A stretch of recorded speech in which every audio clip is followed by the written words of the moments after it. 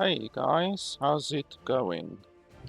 So, today we are going to do a first impression, a let's play review of a game called the Bloodline. It is a $20 game on Steam. It has been out in early access for around 2 years. It is still in early access. But today we're gonna check it out. The developer of the game said on Steam that the game will only be in early access for around a year until it is released, but it's now been 2 years.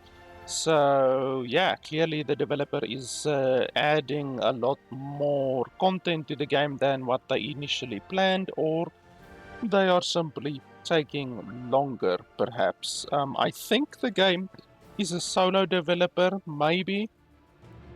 Oh no, not a solo developer. Oh, okay, actually a pretty big team, actually. Because I see here the developer talks about themselves, like, this is a very telltale sign usually that it's a solo developer game when they say I instead of we, you know? So, okay, but then anyway, this clearly is not a solo developer game if it has this many um, people in the credits, so definitely not a solo developer game. But anyway, today we're going to be checking the game out. As I say, it's $20. It's still in early access, but I would suspect that the game would be releasing in maybe less than a year, hopefully at least, because yeah, it's been in early access for 2 years already. So yeah, as always, with all of my first impression Let's Play reviews, I'm going to be playing the game for an hour or more until I am satisfied that I can give my opinion on the game. If you are in a hurry and you don't want to watch the full 1 hour or more of the video, then you can simply skip to the last 10 minutes or so of the video. I will put the timestamp in the description below. You can just skip to that timestamp if you only want to hear my quick, concise, final opinion on the game. But otherwise, if you aren't in such a hurry, if you have a longer attention span, then you can simply stay tuned. I will be playing the game, I will be giving you my running commentary as I play through the game, and I will be telling you what in my opinion is good and bad about the game as we play through the game. And then yeah, hopefully by the end of the video I will be able to tell you whether or not in my opinion the game is worth $20. So first off, I don't see any real issues over here. The only um, mode over here that I see that is missing is borderless windowed. So it has exclusive full screen, non-exclusive full screen, windowed, and then there should be borderless windowed as well. But that's not a huge issue, to be honest, that's fine. Otherwise than that, don't see any real issues here. There's no FOV customization, so field of view, but I think the game is third person, maybe? I don't know, we will have to see, but anyway, there's no FOV slider, so that is something that is definitely missing. Over here, there is no toggle to toggle the focus of the game. So when I alt-tab, such as this, when I alt-tab, then all of the music and sound of the game goes away. So there should be a toggle over here to toggle focus audio lost. And then over here, the game doesn't have dual key bindings. I would really like it if the game had dual key bindings, because dual key bindings is a very nice quality of life feature. So yeah, the game doesn't have dual key bindings, doesn't have the focus lost button over here, and then there's no FOV slider. That's really all that I can see, all that I have an issue with the game right now. So with that being said, we can jump into the game.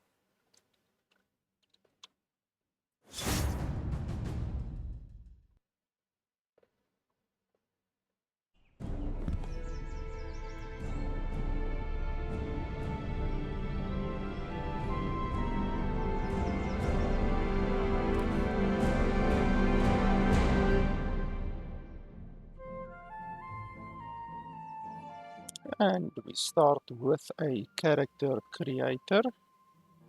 Skin color, so you can change your skin color.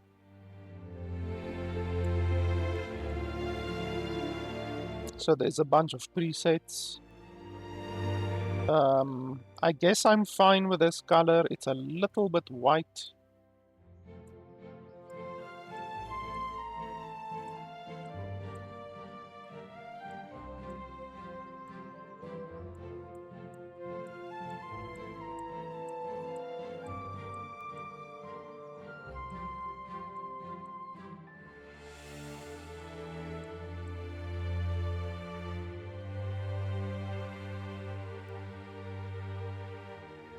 That's a little bit better. At least we don't look like a vampire now. Body art. Body art? Do we have body art? How do you select the body art?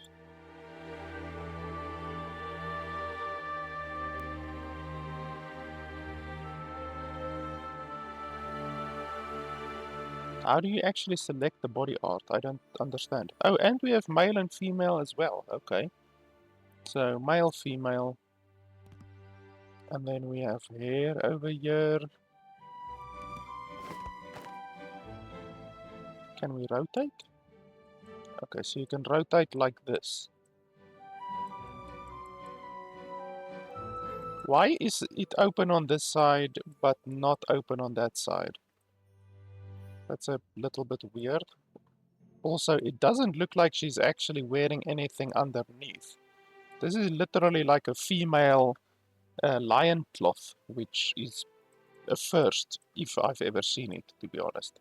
It doesn't even go underneath the butt, it looks like, so that's a little bit weird. But anyway, hair, you're not going to get a lot of detail in this game. This game uses the same pre-purchased asset pack that a lot of games use. I have seen over the past 5 or so years probably 40 different games use this asset pack. It's a pre-purchased asset pack that a lot of developers use because it's low poly.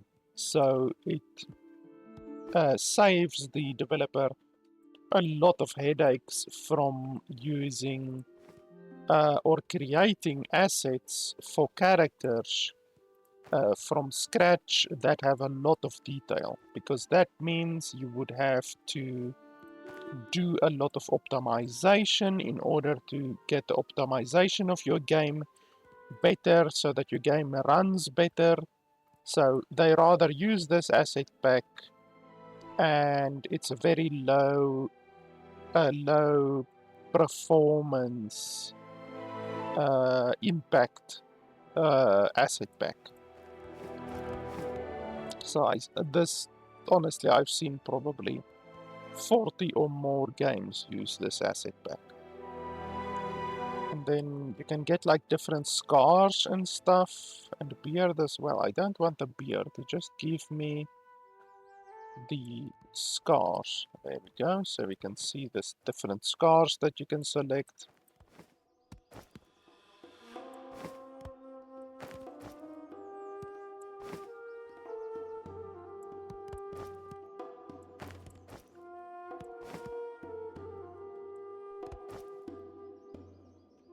Now, I'm not really interested in this, I'm just looking at how it looks and all of that. I'm probably not gonna take these facial markings. So yeah, we're not gonna take any of that, but you should be able to change the color. So if you look over here, and then you can change the color over here to anything that you want. So you can change the color of the tattoos, which is okay. And then eyebrows, I don't really care about the eyebrows, to be honest. And then a hair color, we will definitely change that.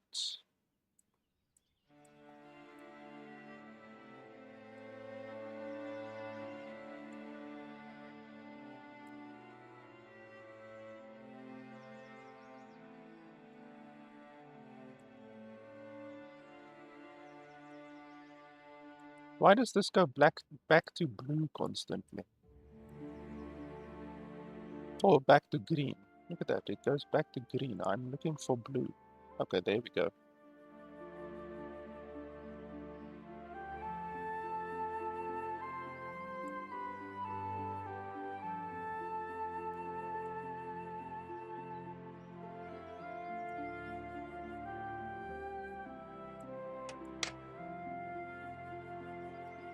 And then you can change the size, pelvis size, mid-torso size, upper torso size, but that also increases the size of the shoulders.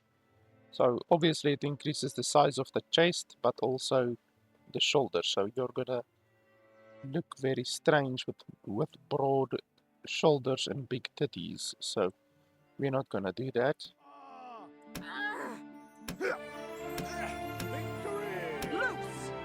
Shield wall. Make your ancestors proud. So there's one female. Victory! On me! Incoming! There's only one female. So there's dwarven male, standard male, wizard male, and then standard female, and then dwarven male again. So there's 1, 2, 3 male voices and one female voice. So that sucks. So you just have one choice of female voices. But okay, that seems like all. So yeah, that's fine. I mean, you can't really change the body too much. You can't change the height of the character. I would like to be able to change the height of the character. But yeah, you can change a lot of other stuff. But okay, that's fine. Let's take this character. Blah blah blah. You create the character you play as you want. There are hundreds upon hundreds of spells and skills to unlock, allowing you to craft the exact class you have in mind. Well, that sounds very good. It will just determine how this was implemented, but that sounds very good. That is my ideal RPG. Nearly every action you do is rewarded. To cater to everyone's playstyle. Want to just craft weapons and build your village? Go for it. Want to avoid crafting altogether and focus on melee combat? No worries. Play the game you want to play. There is no singular way to play. The game is meant to be played. Right now the game is mostly open world playground where you can roam freely, earn experience in whatever possible way, and unlock more fun skills to use in this big playground. As development continues, more of the story will be added and segments of the content will become available. Please keep in mind that this is early access build and you will run into bugs, even though it has been in early access for 2 years, so hopefully there will not be too many bugs, to be honest. Please have patience and understand that this game is being created by just one person. Oh, it is only one person, but why does the credits say so many fucking people then? Like, the credits showed like fucking 40 people, so who are those 40 people then? Okay, the mount sensitivity feels a little bit rough, but okay, I think it should be fine. Okay, take all apparently.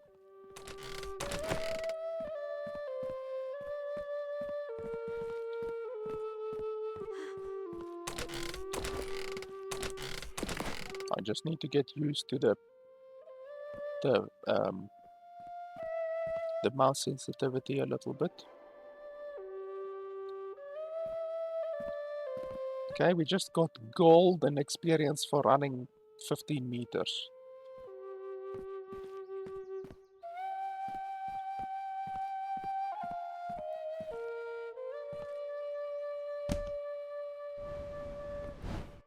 Why is the wall jiggling?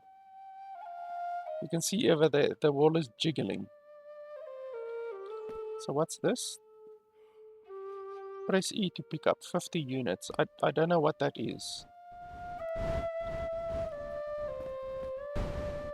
Okay, so the game has a physics system. So you can throw items around and stuff like that.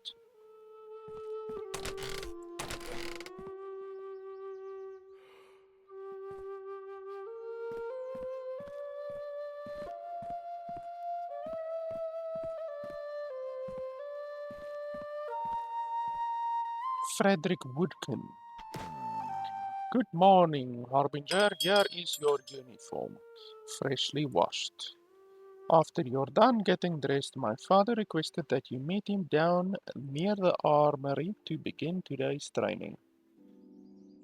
Will you be joining us today? I sure hope so. It has been a while since we have sparred, hasn't it? Maybe you could actually beat me this time. As if you've ever beaten me. Haha, I'd say we were pretty even. I'd say so. Anyway, my father is waiting downstairs. Before you go, I could give you the general overview of the controls. No, the controls are fine. I understand the controls. Thank you very much.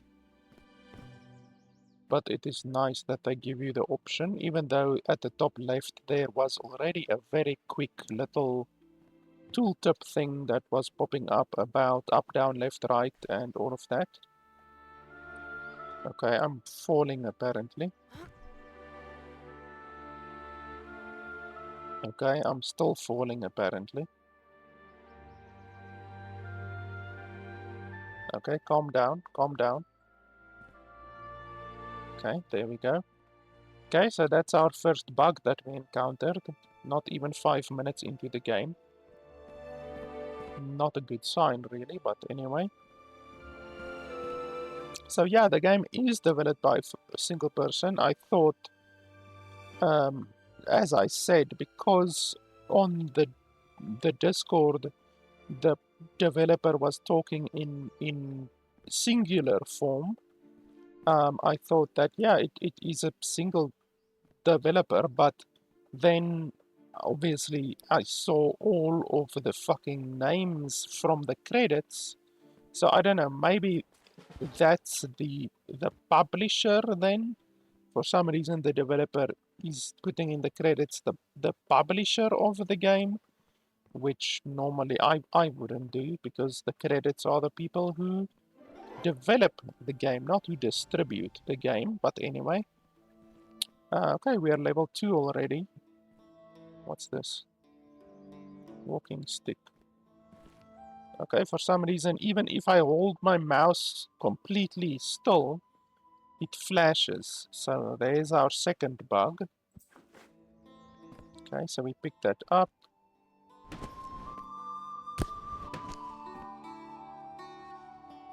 "120 units. What does that actually mean? Can I get another one? No? Okay, it's not letting me have another one. I don't understand what the units are and what the HP is. Why does the book have HP?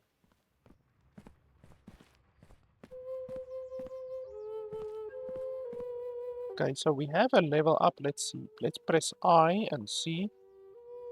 So inventory.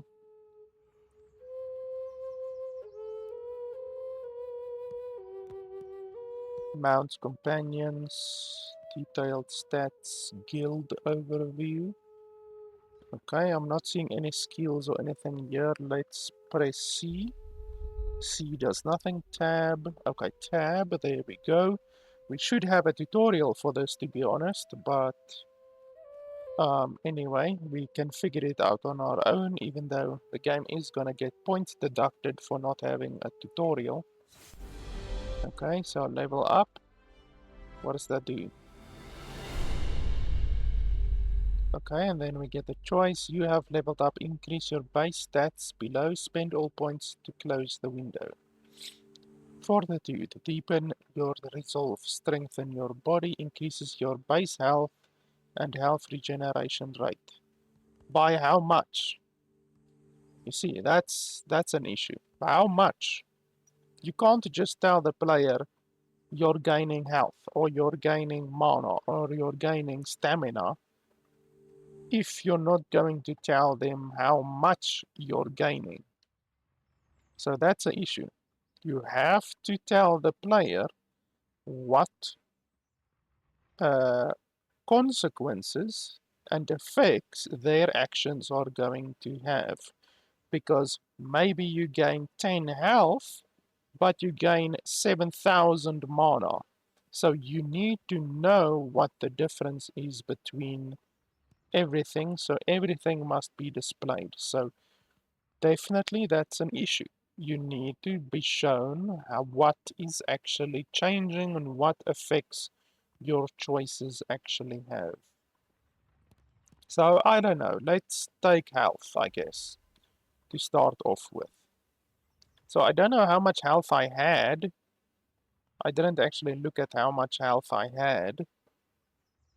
Um, but okay, we have 250, 300, 375. Is there any place where we can actually see our stats?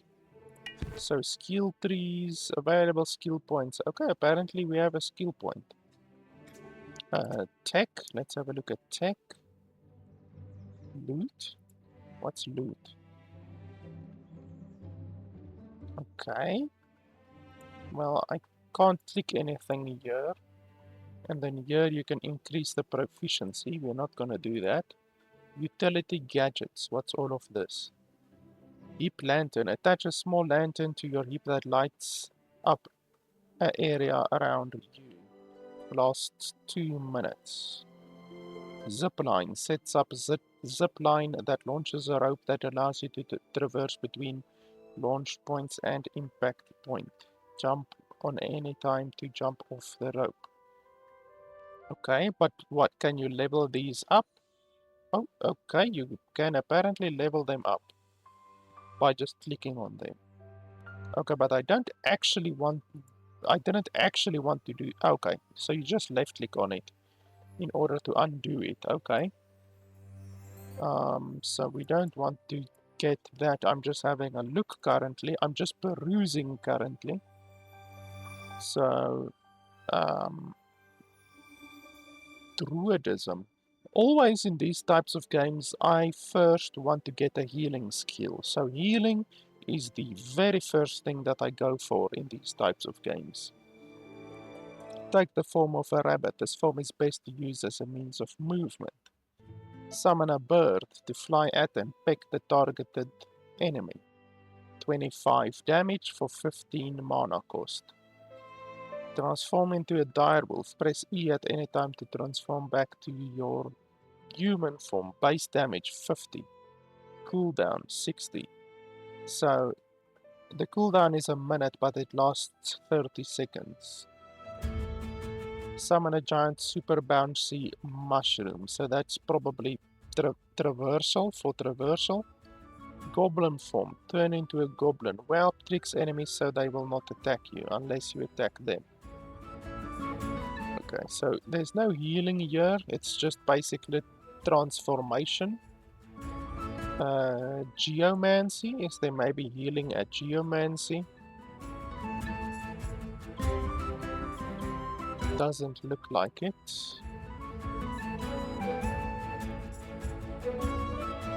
That's good.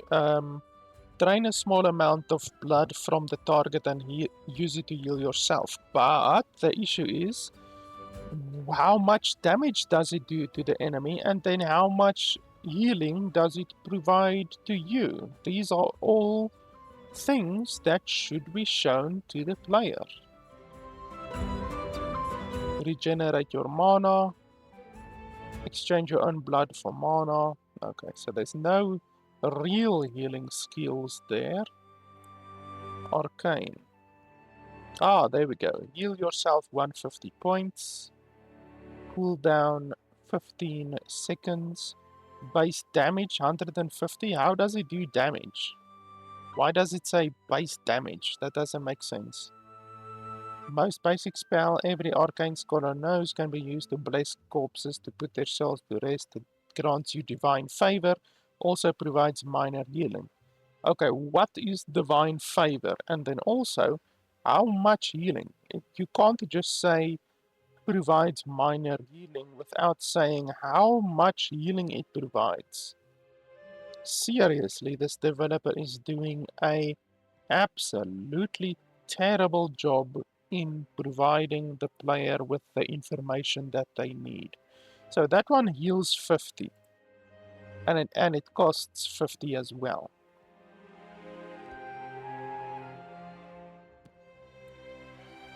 I'm just gonna have a look at the general idea of the other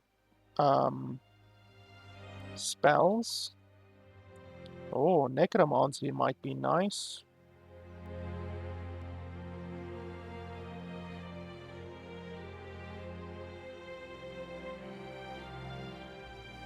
So these last infinitely. That might be nice.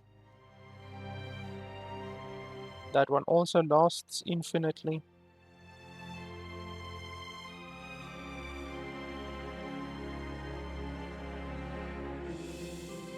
Oh, the spell does minor damage. It is intended to absorb lost spirits, converting their energy into necromancer experience. So I don't understand a lot of that, but what I'm getting is that it deals 5 damage, and then maybe if you get a killing strike, I don't know, if you maybe get a killing strike, it might work, I'm not sure. Okay, so the game just ramped to 100% CPU usage. Why did it do that? Like, have a look at this. Let me show you guys over here. Why on earth would it ramp to 100% CPU usage? Look at this. We were just playing the game there, 22% CPU usage, and then boom, 100% CPU usage all of a sudden. That's very strange behavior. I'm gonna keep an eye on it, but that's very strange. I've never really seen a game do that.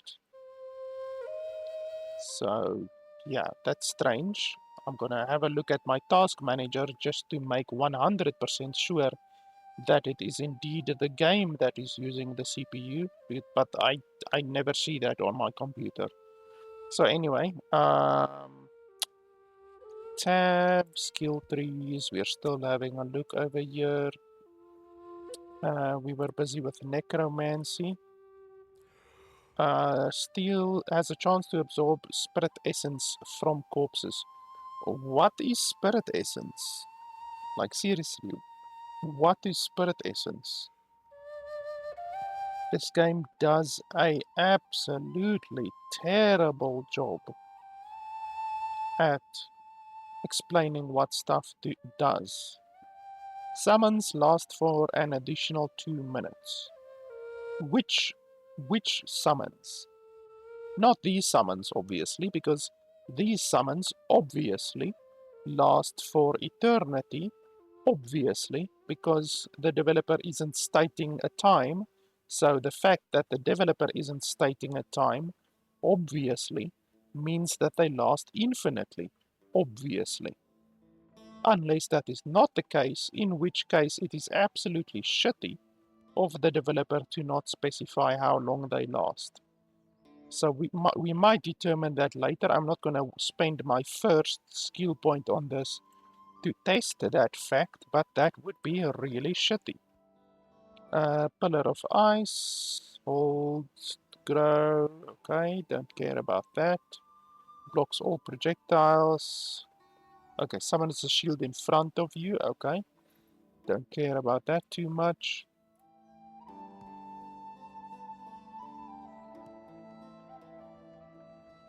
Okay, so really the only skills here that I would care about is the healing from the arcane one, and then the blood magic, blood leech ability, even though it doesn't say how much damage it does.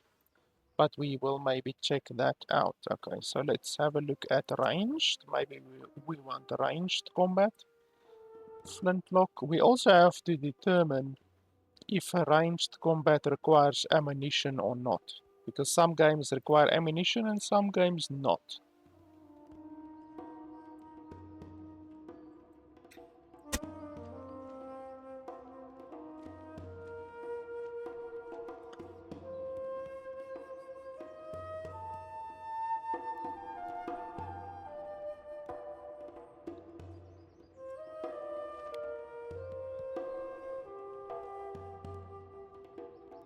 So these cost stamina, they don't cost mana. Okay, I honestly don't know what we want to pick right now. I'm not gonna pick anything right now. Let's first see how the game handles combat at the start, and then maybe after that I might choose a skill. Is there something I can assist you with? Okay, I'm just gonna run through these. The game, due to the fact that it doesn't have voice acting, I'm not really going to invest any real time into reading the dialogue or anything like that. I've said this before in many other reviews that don't have voice acting. If the developer doesn't want to invest the time, which in my opinion is very little time, doesn't want to invest the time to add voice acting to their game, then you can't really expect the player to invest the time to really care about the story of the game, because the developer doesn't care enough to add voice acting. Then why would the uh, uh, player care about the story if the developer doesn't even care enough to invest any time? So I see the game uses the shitty Zelda system. When climbing, you lose stamina. So that's the shitty Zelda system, unfortunately. Um, so there's nothing up here.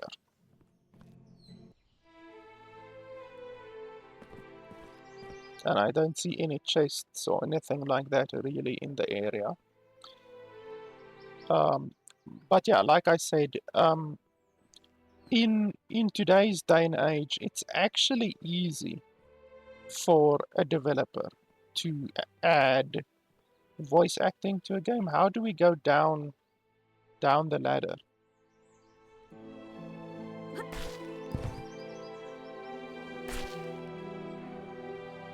Okay, and we're doing that falling thing again. Maybe we just need to fall against the ladder, and I'm still doing the falling thing. Come on. Down. There we go. And shit, don't want to fall like that. So ladder climbing is really janky. So like I said, if a developer doesn't want to take the time and effort to invest a little bit of time and effort into the story, then why should the player invest any of their time and effort into reading and actually following along with the story? Because in today's day and age, you can literally for free, you can add voice acting to your game through GI, generative intelligence. Um, I always bring this up when discussing this topic. There is a World of Warcraft mod. I've spoken about this mod probably 10 times previously. The entire World of Warcraft game is unvoiced. The um the quest dialogue in World of Warcraft is unvoiced. There's no voice acting in the quest dialogue for World of Warcraft because Blizzard don't care and they are a small indie company, I guess. They apparently can't afford voice actors for their games because they're a small indie company. So Blizzard has for whatever 15 years now probably not had voice acting for the quests in World of Warcraft. And so the community recently, I would say in the past probably 3 or 4 years of GI generative intelligence and LLMs, large learning models or large language models, have gotten to a point where you can actually uh, get pretty good quality voice acting just by feeding the script, the text into the large learning model or the generative intelligence model. And then you get some really, really high quality voices out of it. You literally can take just a script, like this is what the people in World of Warcraft did for the mod. They literally took all of the script, they data mined all of the text for the quests from World of Warcraft. They data mined all of that. They fed it um, into a generative intelligence model. They added different voice inflections. So some of the voices sound like goblins, some of the voices sound like skeletons, some of them sound like gnomes, some of them sound like Tauren, and they fed it back into the game. So they literally just took the text and then they fed it into the game. I just got a weapon, a throwing hatchet, which I am assuming has multiple throws. So how do you actually throw the hatchet? Um,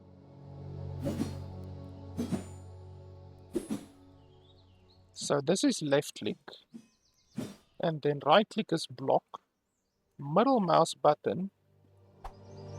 Oh, that makes it dual wielding. So you can dual wield it. Does that increase the damage, I'm assuming? So the damage is 15, and then if you go to single hand, it's still 15. So, but I still don't understand how to throw it. A hatchet made with the intent to be thrown, but how do you actually throw it? That's the question. Like, can we look over here to see how to throw it, maybe?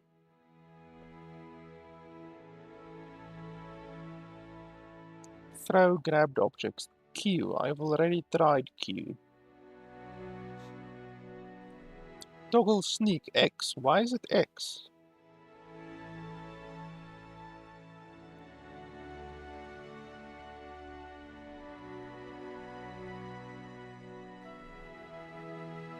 Change stance. Middle mouse button. Okay, I already figured that out. Third person camera. Okay, so the game does have a third person camera apparently.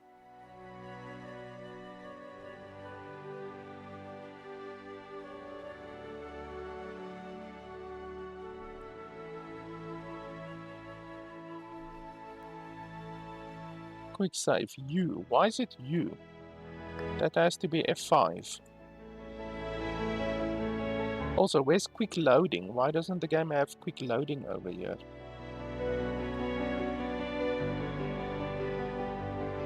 So I have absolutely no idea how to throw this bloody thing.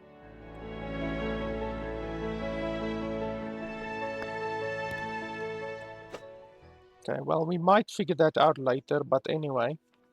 So the damage on this one is 15. The damage on this one is 20. So the attack speed, if you look at this, it's pretty fast, and it costs 10 stamina to attack every time. Then let's try this one. Oh, this one is ranged, okay. Interesting. But it doesn't even say that it's ranged. It literally gives no information on what it actually does. So it doesn't say this one is a melee weapon, and then it doesn't say that this one is a ranged weapon. Like, holy hell, this game does a terrible job of explaining anything. Literally anything. It could not do a more terrible job. I'm actually shocked that it actually provides you with the damage, because so far, based on what I've seen of this game, it's amazing that they even give you any information, like damage. Honestly, I would not have been surprised if this developer didn't even give you the damage of the weapons. Like, seriously. Okay, so he gave us a throwing axe that we can't throw. That's fantastic. I love that. Throwing axe that you can't throw. But anyway, if I can get back to my point, these community members, just average Joes in their mother's basement, like I am, they data mined all of the text from the quests in World of Warcraft. They fed it into a generative intelligence large learning model, and it spit out very high quality, very believable orc sounds, undead, gnome, elvish voice lines, all of that. Very, very believable. And you don't even need to have such a good model. I'm assuming they used some kind of a modified model, not like your average model that you can just find on the internet. Probably they probably modified some kind of a model like the OpenAI or whatever AI voice model that they used, and it's just really as easy as that. You write a script, you feed the script into the generative intelligence model. You give it an inflection, so you can obviously choose male or female. You can choose the pitch of the voice. You can choose the inflection of the voice, like confused or angry or anything like that. I don't know how you make the generative intelligence model spit out orc voices or elf voices or anything like that. I guess you have to train the generative intelligence model on a bunch of orc voices or elf voices or stuff like that. Um, but anyway, they did it, just a couple of schmucks in their mother's basement, and they did something that a multi-billion-dollar company hasn't done in bloody nearly 20 years. So, honestly, there's no real excuse, in my opinion, for a game, even an indie game, even a game by a single developer to not have voice acting in it. Like really. So yeah, that's why, in my opinion, recently, there's no reason for a indie game to not have voice acting in it, honestly. So this guy now, like, I didn't even read the thing. It says craft a potion. So we go over here. And then, like I don't know how this works. Recipe book. Okay, nothing, I guess. Reagents, are these the reagents that we have currently? So, I don't know, bundle of reeds. Ingredient effect, restore HP by 20 points, okay. Can we add 2 of them maybe? Okay. And then, what do you do then? Chopped? No? How do you... Oh, okay, so you just click over there.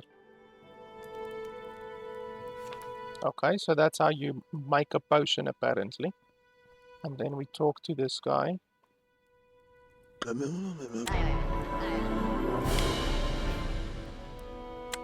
Okay. And then this guy, cook basic stew. Okay, how do we do that? Do we use a pot? Okay, so what do we do? Basic stew. How do you make basic stew? Recipe book? I don't see a recipe book anywhere. So, I don't know. Herring? And maybe a carrot? Maybe? I don't know. Cook? These ingredients don't make a valid recipe. Okay. So, carrot, herring, maybe? Herring. So, you're just supposed to experiment, I guess.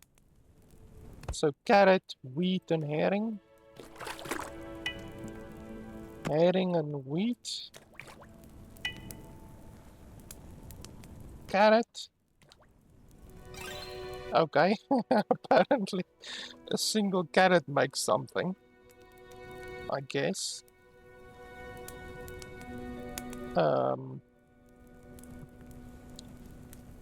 So how do we make a basic stew? Like, do we even have the ingredients yet? Please talk to me. Please give me some instruction. How's the basic stew coming?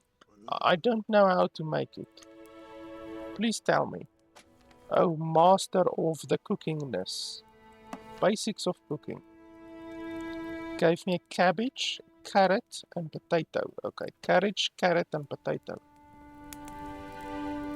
So, carrot, cabbage, potato.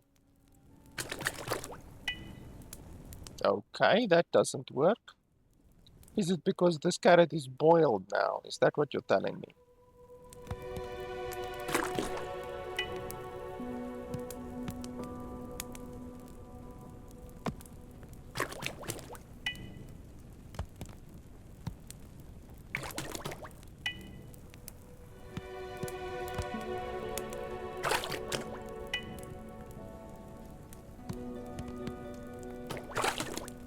Okay, well, this is fucking stupid. I'm not gonna waste any more time on that. We might come back there when we have more stuff, but right now I'm not gonna waste time with that. So we actually gained a couple more levels. Tab, I think it was. I would like to point out that they still haven't taught us how to level up or how to assign skills at all. So 375, 250, 300.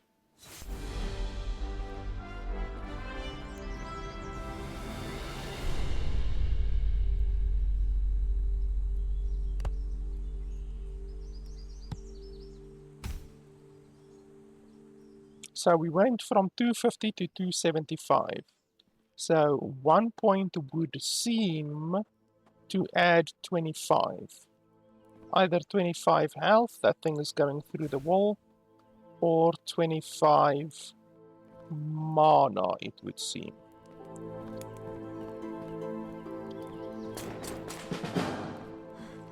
Okay, so let's go out of here. I don't see any other area or anything like that. Hello, horsey.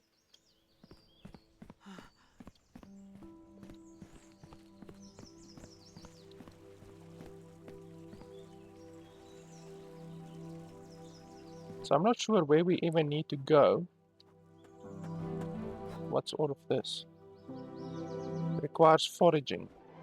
E. Okay, so I just press E on it apparently. Once again, no tutorial for that. I haven't been told that I need to press E at all at any point. Oh shit, are you bad? Okay.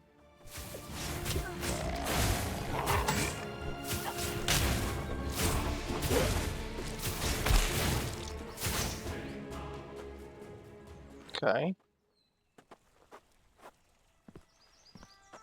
If you hit a critical spot, you'll perform a critical hit times 3 damage. Okay. Well, those fuckers came out of nowhere.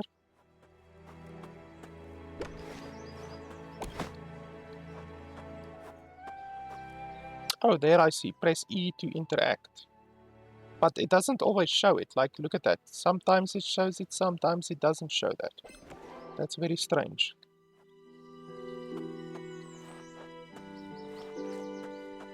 Can you harvest trees? No.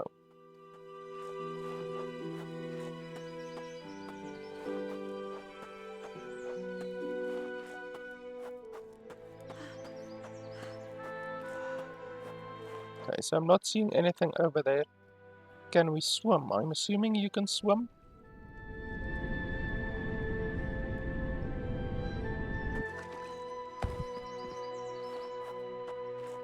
Leave location. Oh, okay, so the game isn't open world. You actually have to travel to different areas. I thought the developer said the game is open world. Ah, you speak of the devil.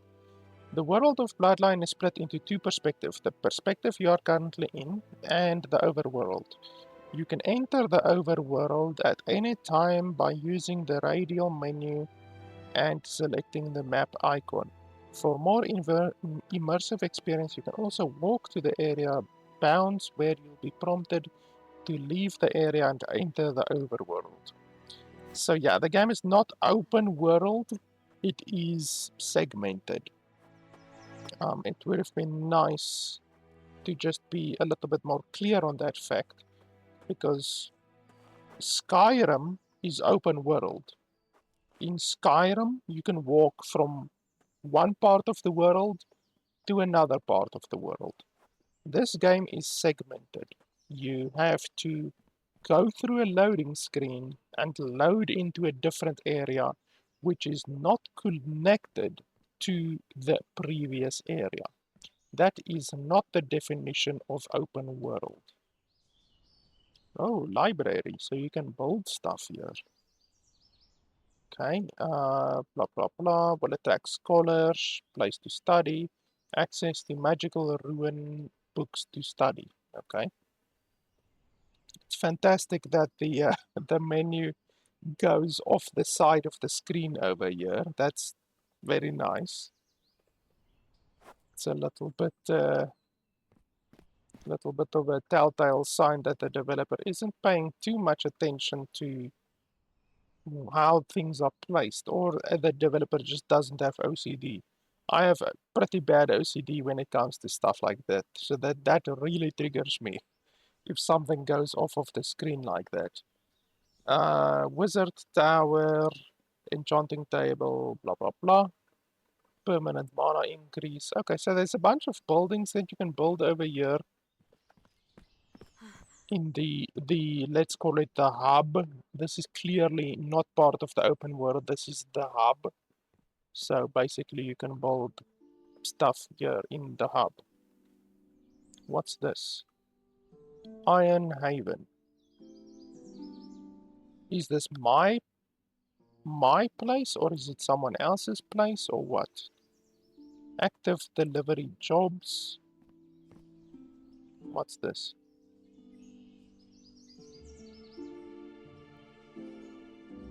Okay, so you can look around. Move camera, pushing the edges. Oh, okay, or WASD.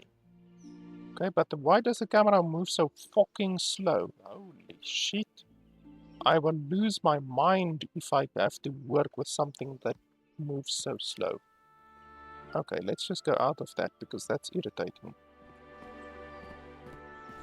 Let's see what this guy over here wants.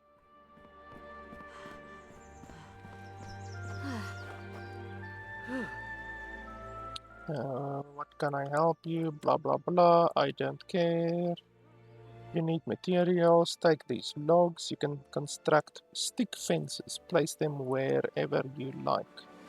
5 fences. Okay, so you want 5 fences.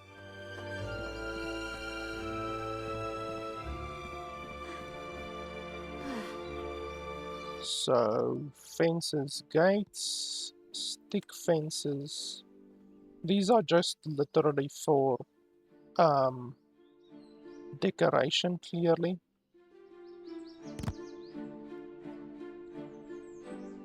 Stop spinning, I'm not... What the fuck, I'm not even spinning. Why are you spinning? Stop it. Bloody hell. I want to go down. Down, down, down. I want to go down. Holy shit, this thing is irritating. I'm losing my mind. Go down. There we go. There we go. And stand still. Don't spin randomly. How many bugs now have we seen? That's probably like... Probably the 6th or the 7th bug that we've seen so far. So we're just gonna build them here. Doesn't really matter. How do you rotate stuff?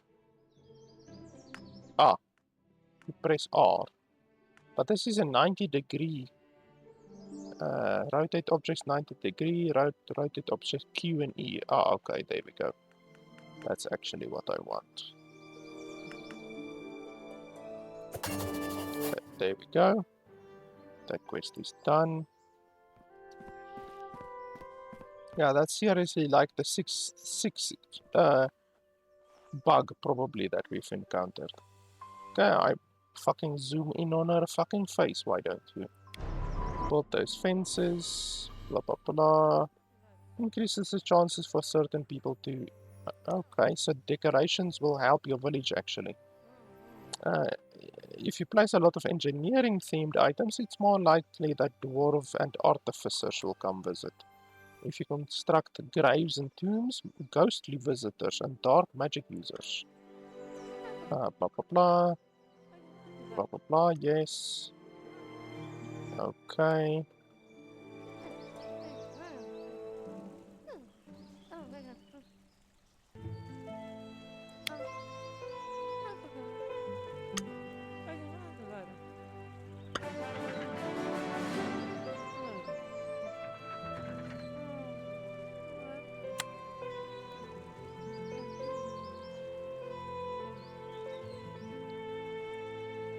Okay.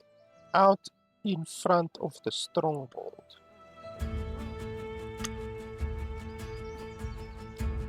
Okay, over there.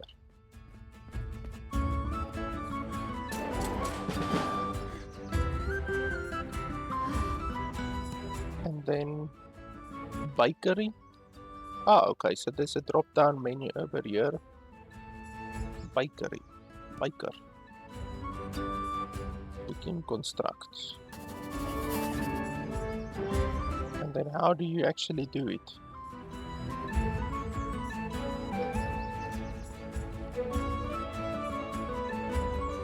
Oh, return to Mary, okay.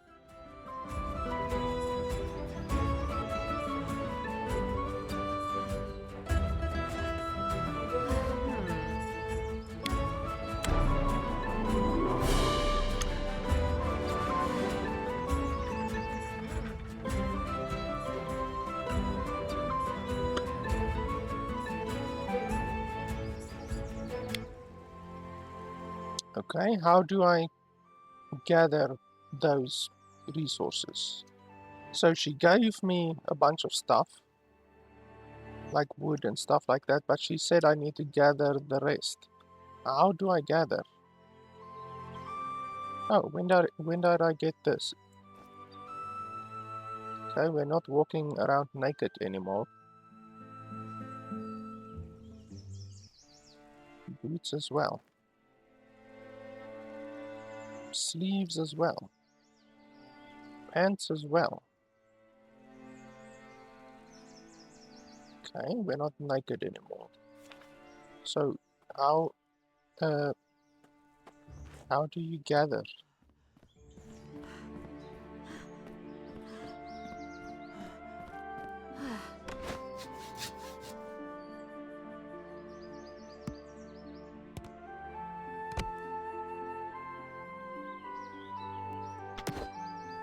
So wood, I mean, you would expect you can get wood from a tree, but like, how do you...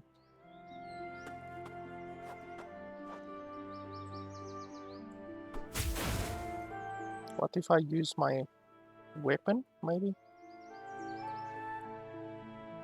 How do you assign things to the bottom here? Do you drag it? Nope. Nope. How do you... You can't drag it over here, so how do you do it? How the hell do you assign things to your thing? It's bloody irritating. I literally don't know how to assign stuff. Okay, well that doesn't do anything. So clearly this isn't Minecraft. So I don't know how to assign stuff to my my bar at all. But okay.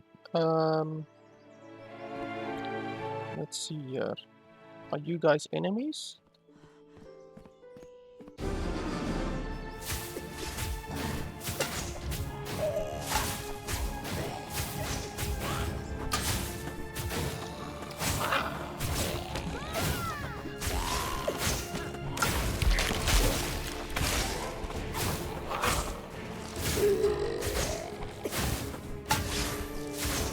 Sometimes I do 100 damage and then other times I do like 15 damage. I don't understand how that works. A leg? What the hell am I supposed to do with a leg?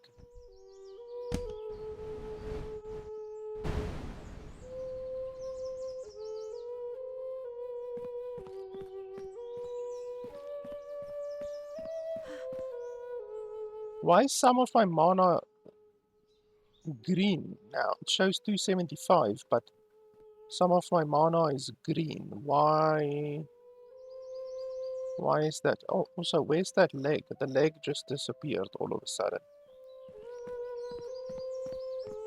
Can I loot anything here? Oh, and you can move right through the stuff. That's super fantastic. AAA game quality right there. Okay, so I probably got a bunch of stuff from that. Oh, no, it doesn't seem that I got anything apparently. So let's see, what level am I right now? Ah, okay, there my green mana went away now for some reason.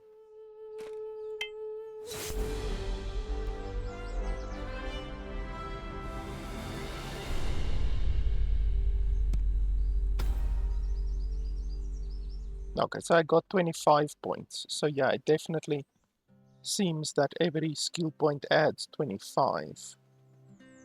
And then I want to level up, or I want to add some skills.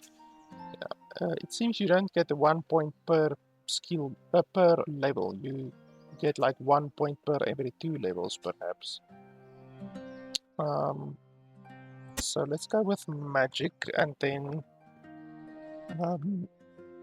blood magic we can try. It doesn't actually say what the damage is of this thing. But I would like to try it. To heal yourself. I mean, I honestly don't know how much damage it would do. Because otherwise you can just go with like any anything else. I mean, we can take a skeleton maybe. Like this one for instance.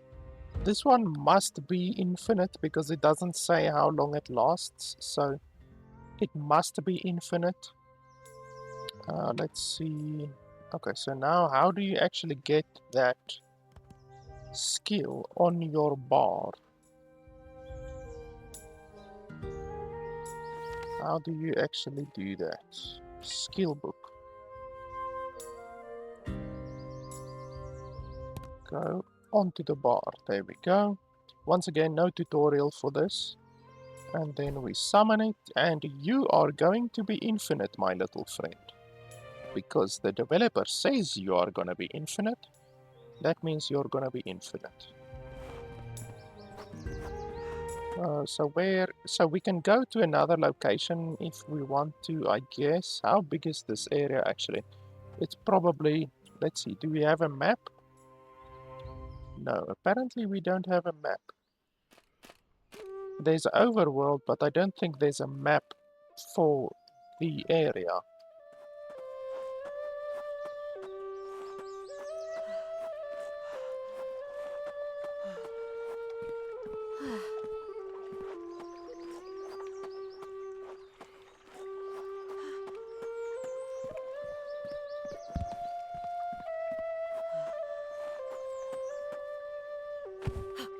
Okay, why can't I jump up there? Okay, so the game apparently doesn't allow you to jump up certain places. Can't open the door, can't do anything here, can't look inside. Triple A game quality. Okay, the skeleton can't climb up there. Is it a skeleton or is it a zombie? Oh, it's definitely a skeleton, I think.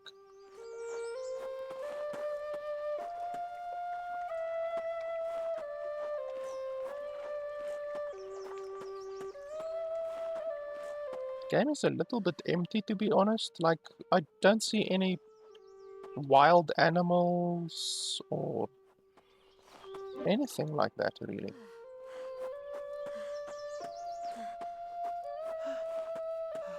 Like, you would at least expect like a couple of wild animals or something. Okay, we're gonna leave location. That's fine, I guess. Where's my skeleton? He's just very slow, I think. Okay, so let's leave and see where we can go.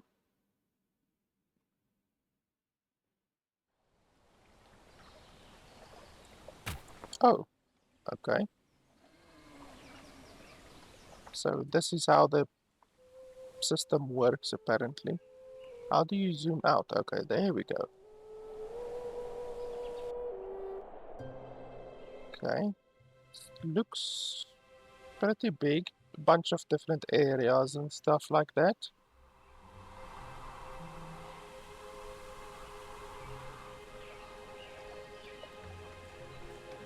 This almost reminds me of Final Fantasy IX. So what's this? Wood cutting hotspot. And what's that time? It looks like time that is maybe expiring. Why would it be expiring? Enter wood cutting hotspot.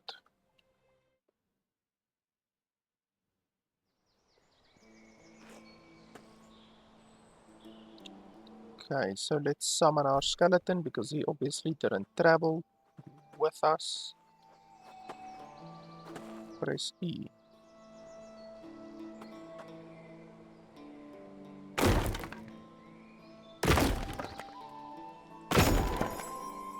Okay, so you have to press E on a tree.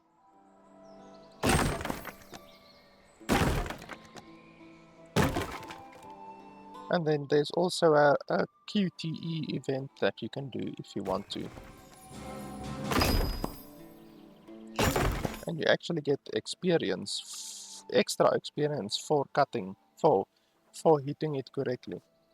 I'm sure you get experience normally, but you also get extra experience. I guess we can't cut down these big motherfuckers. Just these that are shining.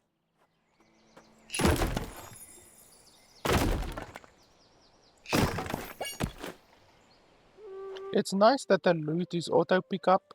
I do like that.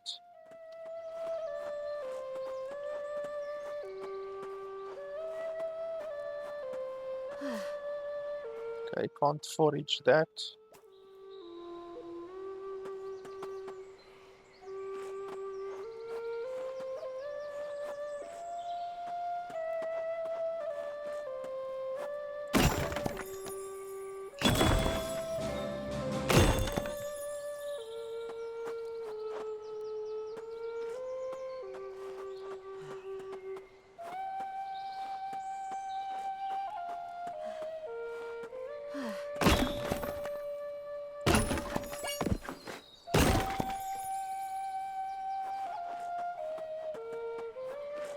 So that one building, I think, required 150 wood.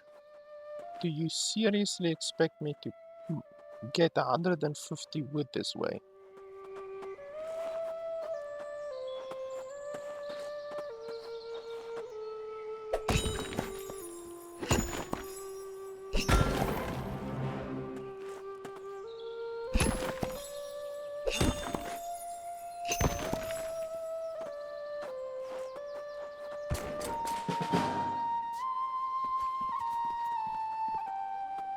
This flute, I don't like flute music too much. Flute is getting a little bit irritating. A little bit of flute isn't too bad, but constant flute music 24/7, it's a little bit too much.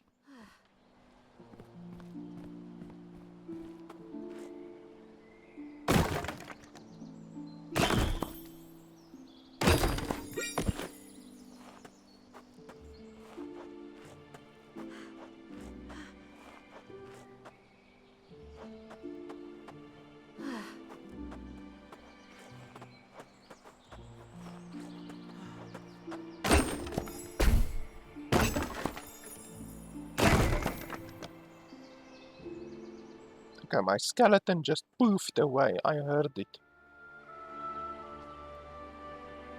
So the skeleton does not last forever, which is complete and utter bullshit, because clearly, based on the fact that no time is shown over here, you would obviously know, not even assume, you would know that it has an infinite timer on it.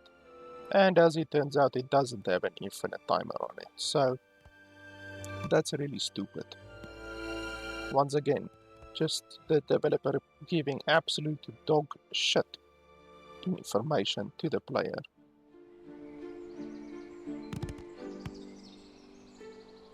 Necrobolt.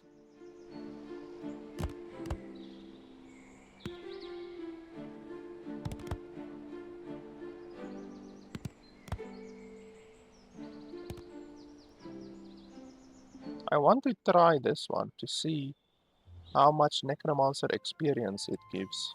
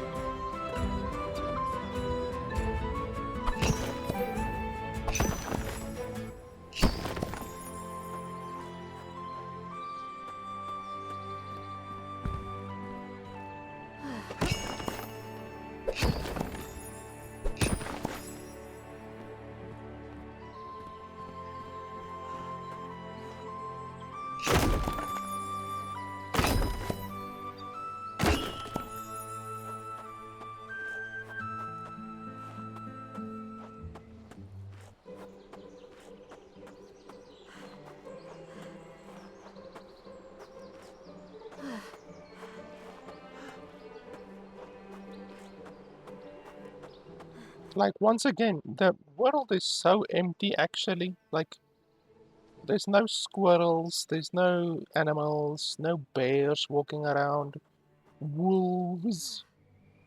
Like any of the animals that you would normally expect to find in a forest, even deer, you know, maybe you can kill a deer or something like that for some food or something like that.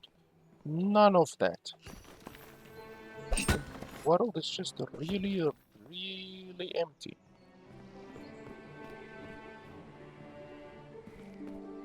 How the hell would I get over there? Fucking Spider-Man or something.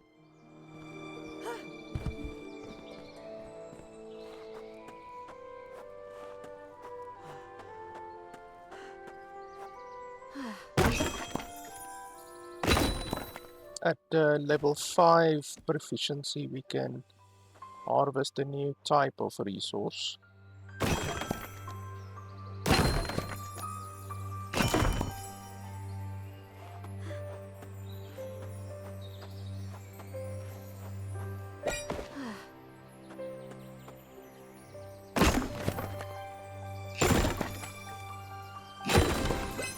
There we go, level 5. Now we can harvest these ones. And now we get 15 experience per cut. That's nice. So you also gain more experience in addition to gaining hopefully better quality resources.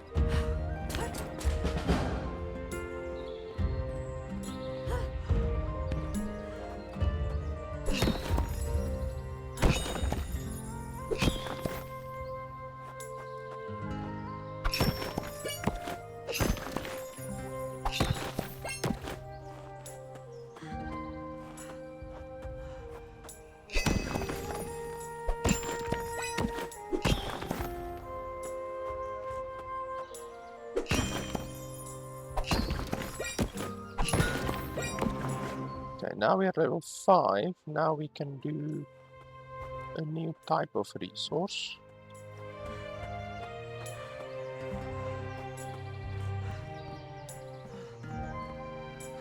How much fall damage does the game have, I wonder?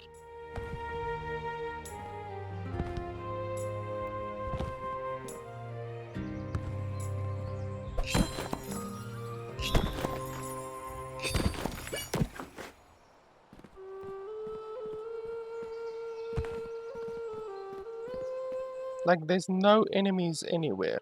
There's a rabbit. I take back everything that I just said. The game is fucking populated so much. I am astounded by the population.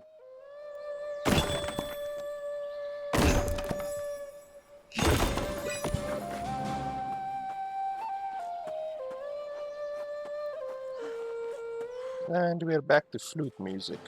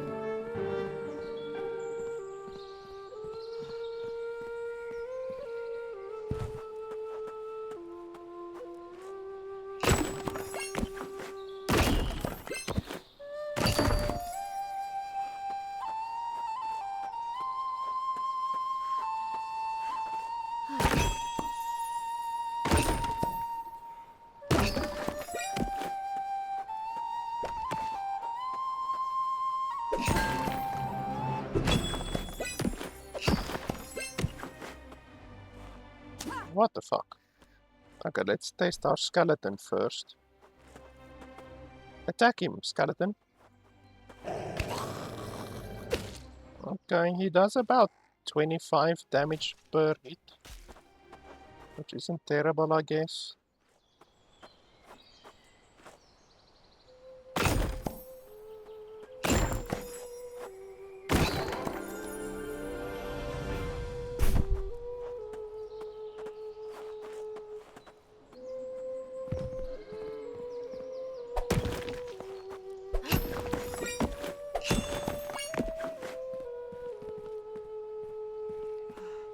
Did you just T-pose? It looked like you just T-posed.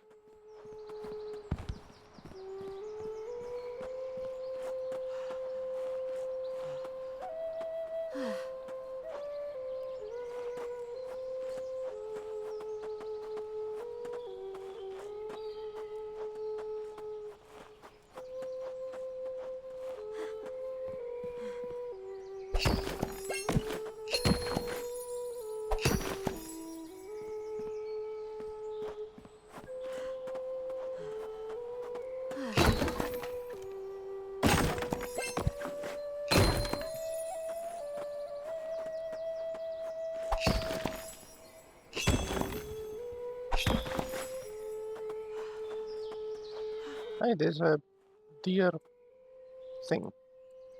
By the way, why can't I attack?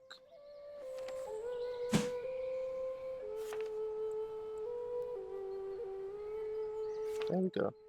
I couldn't attack. I did left click, but I couldn't attack at all. So I had to unequip and re-equip my weapon. That's another glitch.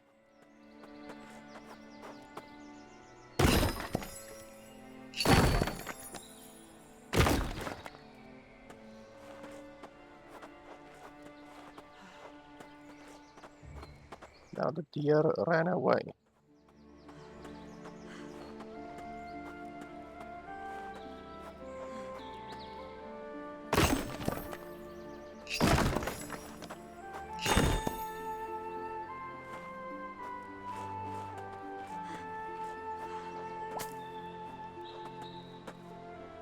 Holy shit, look at all of the deer. My GPU is going to be unable to render all of the movement.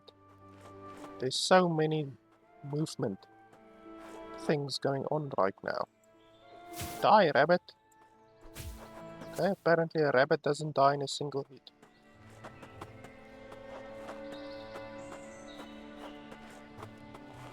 Let's try this necromancer. Okay, it has a cooldown apparently. Fucking long cooldown. Die, rabbit. Like, how impossible is it to kill a rabbit? They're so fast.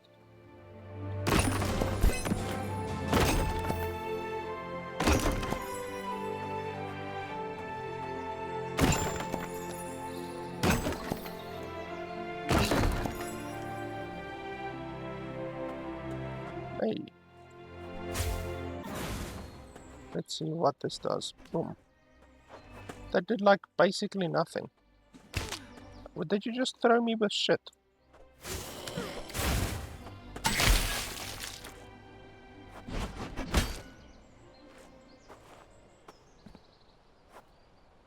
What?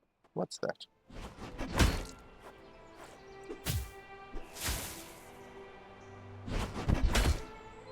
I'm pressing the ability, but I'm not really seeing anything happening. Doesn't seem to be doing anything.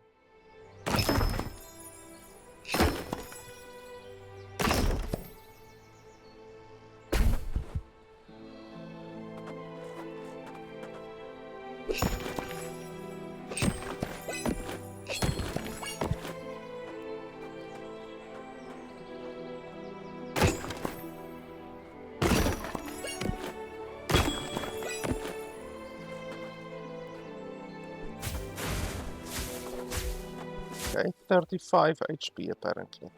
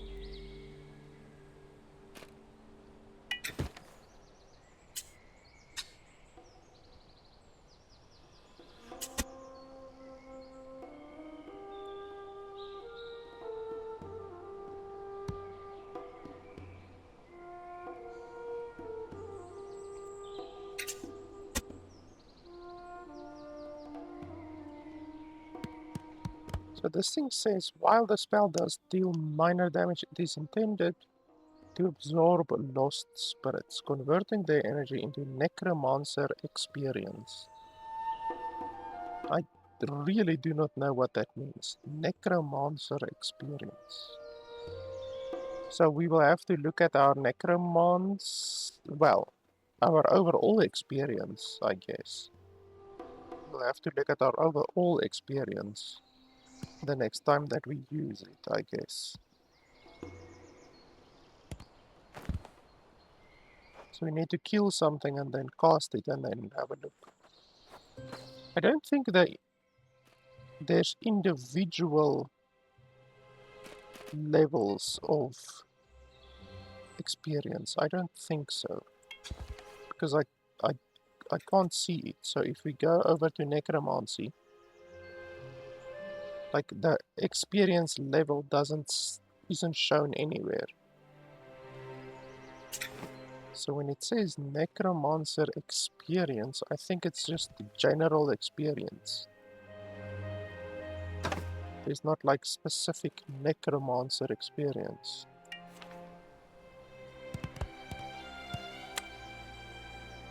Ah, okay, you see over here.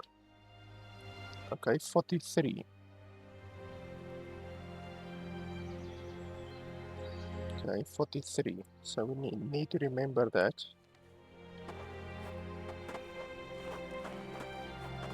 So we need to kill something and then absorb it. To see how much experience we get.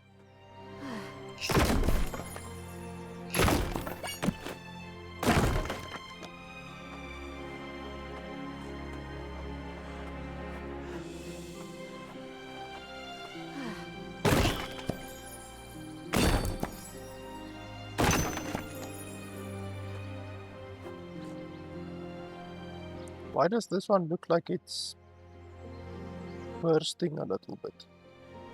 Is it just the rain? It's probably just the rain effect. Die, die, die. I did 48 to you, but you only have like 50 HP. How did you not die?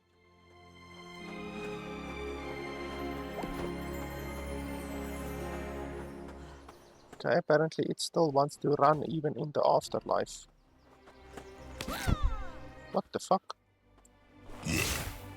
Take that. Okay, let's have a look at my stuff quickly. Inventory, detailed 53. We cast it. Okay, we did cast it.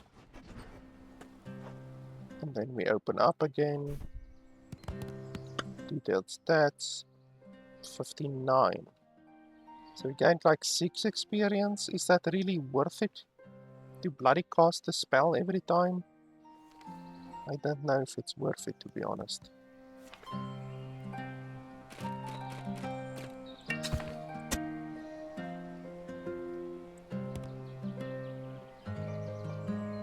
Yeah, it just feels really poor. So let's not use that.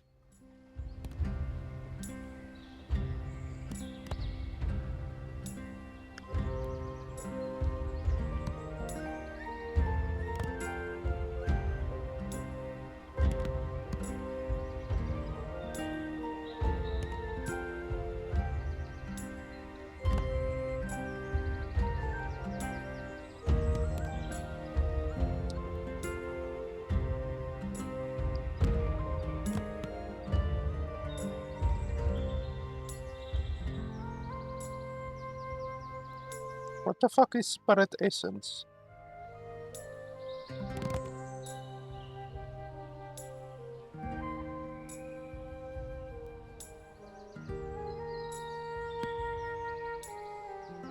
Why do all of the spells have cooldowns on them? You see, like this one doesn't really have a cooldown. That's good. I want something that doesn't have a cooldown that I can just spam the whole time. This one is pretty good. It basically does triple the damage of the mana cost. So that one seems pretty nice.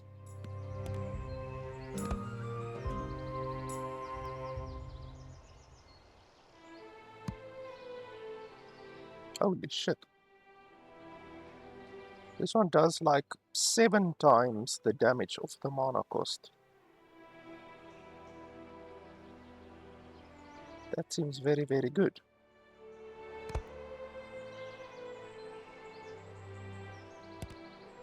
You can definitely try that one.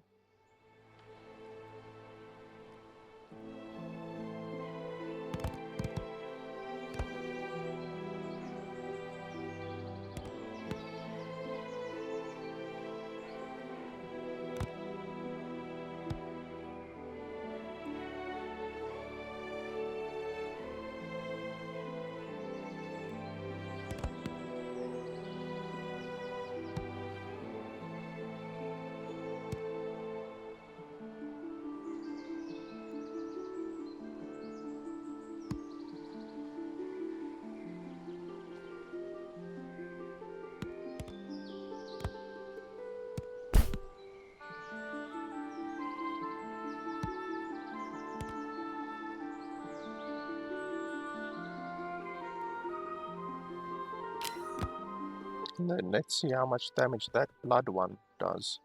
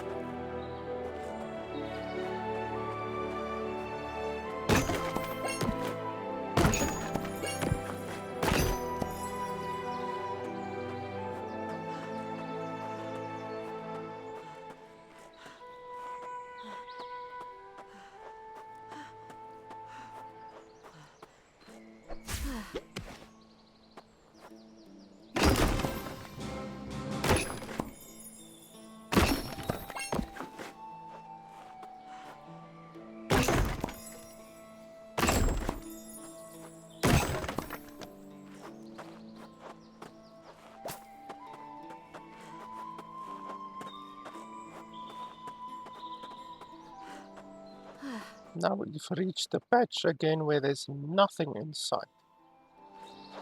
Not even a rabbit in sight.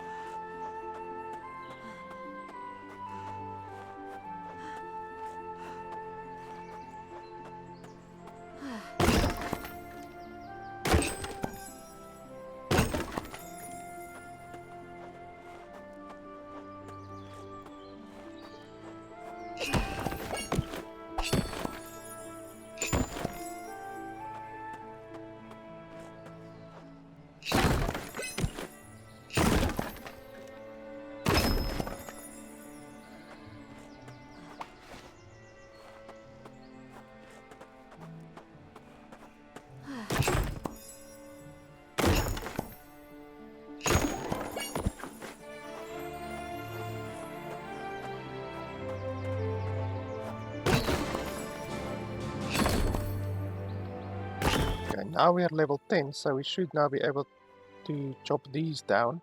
Oh, not these ones, the other ones. The bigger ones.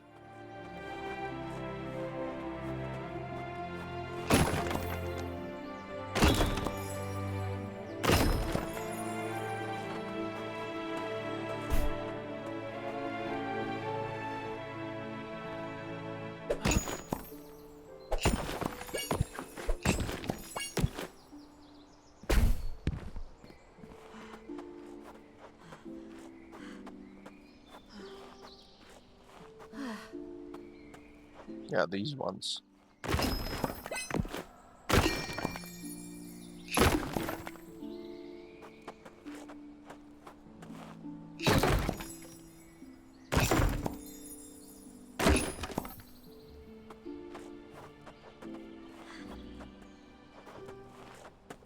Okay, it's becoming a little bit dark.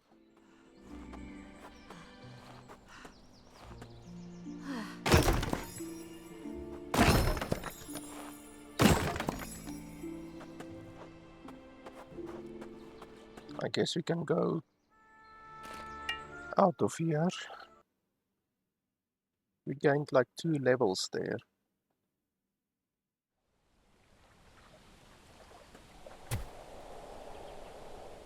Merchant caravan. It seems the overworld maybe has random events. You choose to shop, I guess. Oh, okay. Okay, bunch of stuff. Basically, I would have liked the weapons, maybe. Like, I would have bought a weapon. I don't really care about armor too much, so that's fine. And I also can't sell anything. I maybe would have wanted to sell something. Lion's Bane Battle. Let's go over there.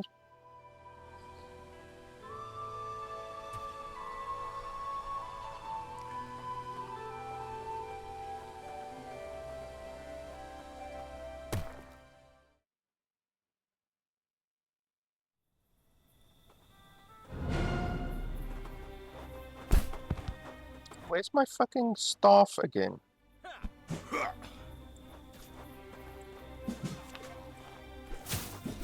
Okay, who's the enemies?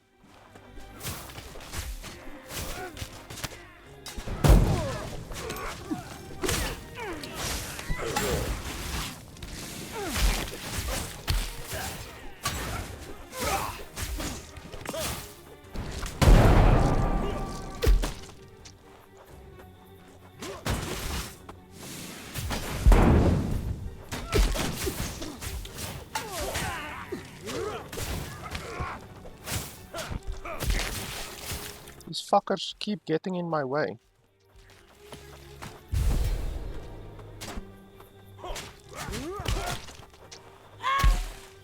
Who's attacking me? Wow, that thing really jumps around.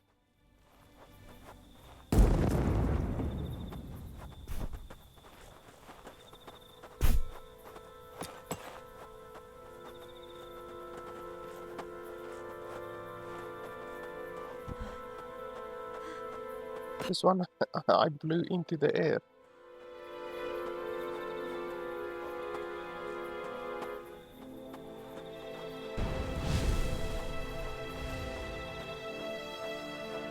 Okay, so what is that all? So these guys are friendly guys. I don't know where they came from. And I don't know if the battle is over.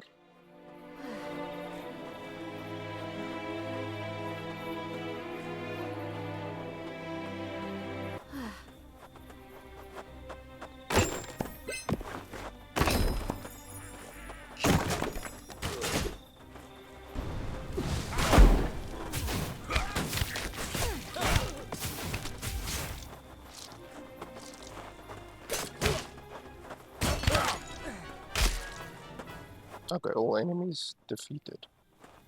Apparently.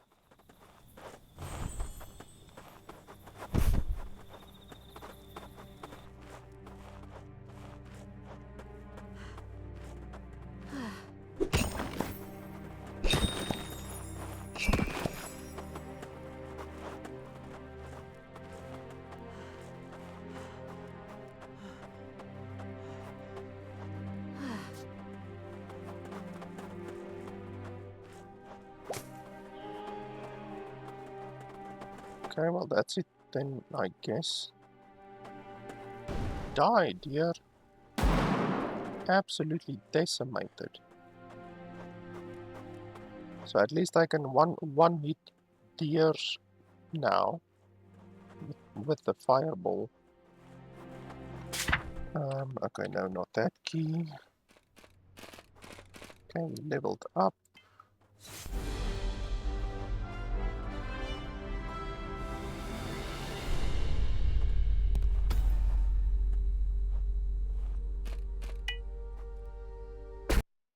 So we got 150 experience from that. That's not too bad, actually. It's a fair amount of experience. Oh, there's one over there. Oh, it's actually coming towards me. Yeah, let's fight them. Why not?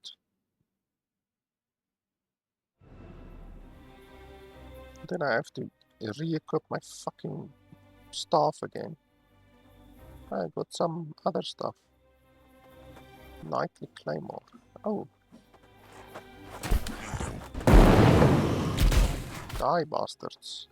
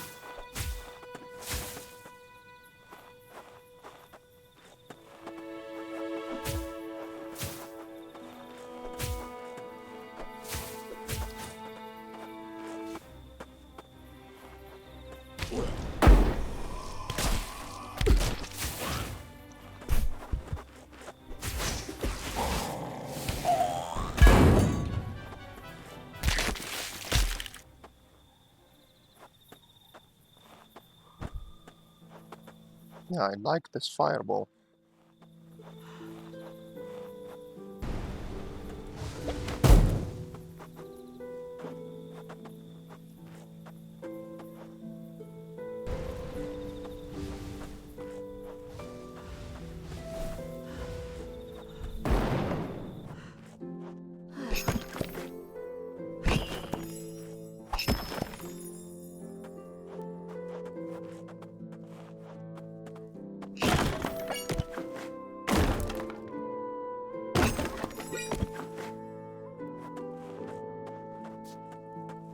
Holy shit, level 20 woodcutting.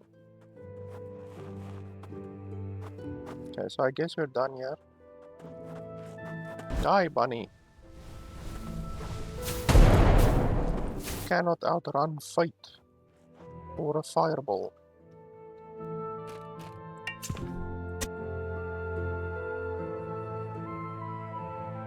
So in addition to the fireball, so that one does almost triple.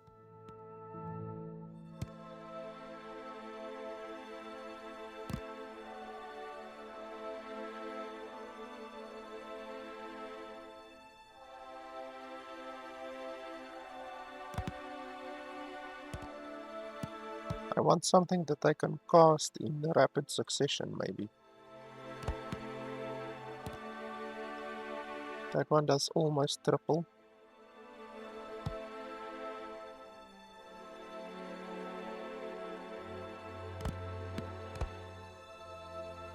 That one does triple, but a 2-second cooldown.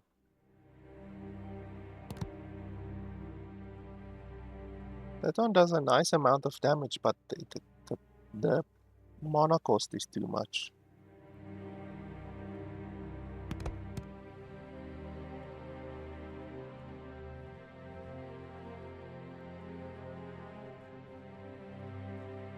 %85% damage of your currently equipped weapon.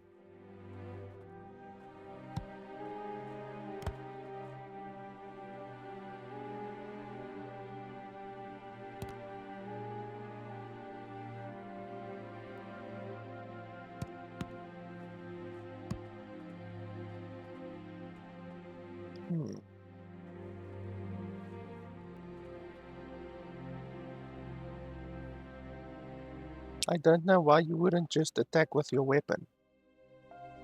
Like, that doesn't make a whole lot of sense.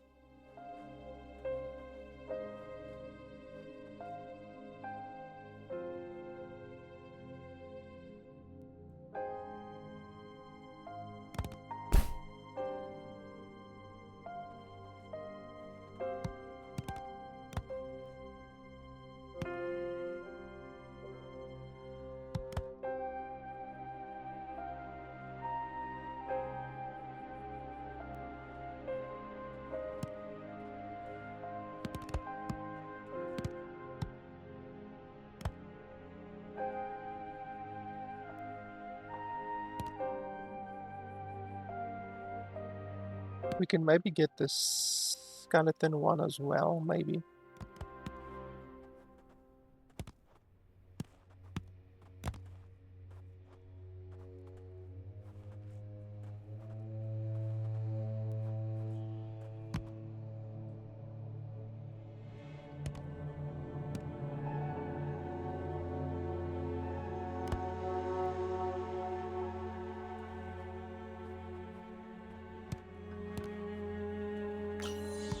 Yeah, let's go for that one.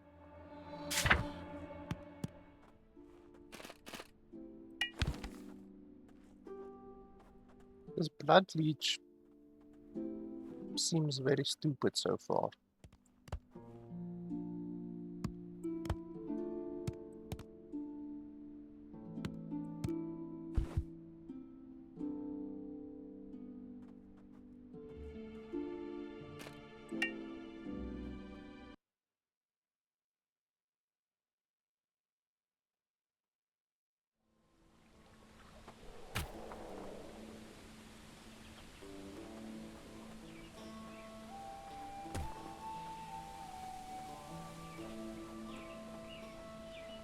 So we have a couple of quests. I guess we can go back to our place.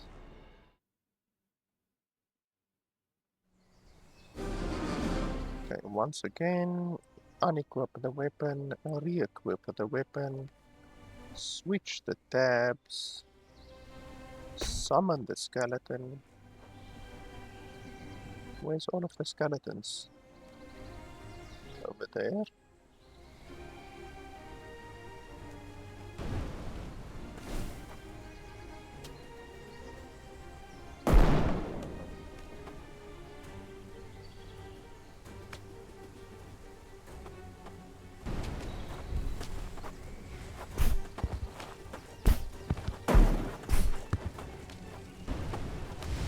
Does a nice amount of burning damage. Okay, who's my skeletons and who's their skeletons? That's now an issue.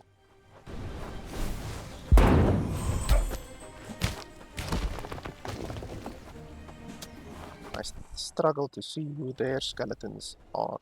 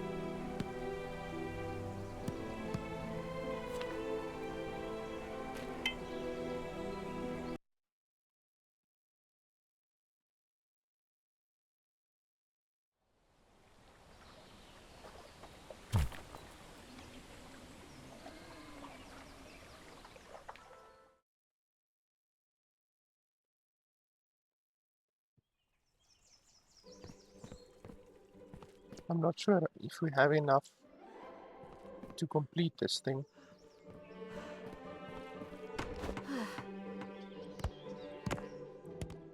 Yeah, we didn't pick up any wheat. I don't know where to get wheat.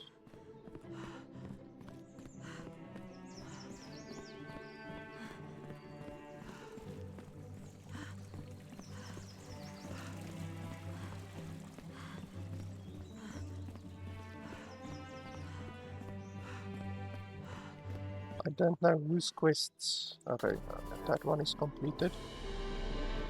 I don't know whose quests I completed and whose not. Just on the pillar near the bridge inside the castle.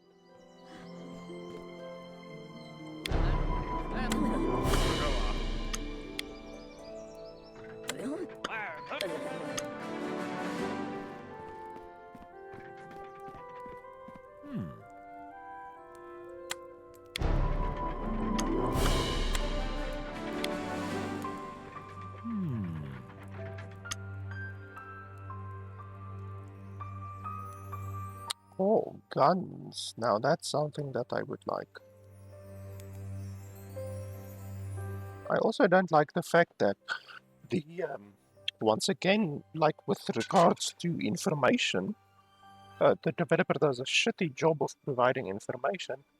What's the actual speed difference between slow and standard? Like, what's the fucking difference?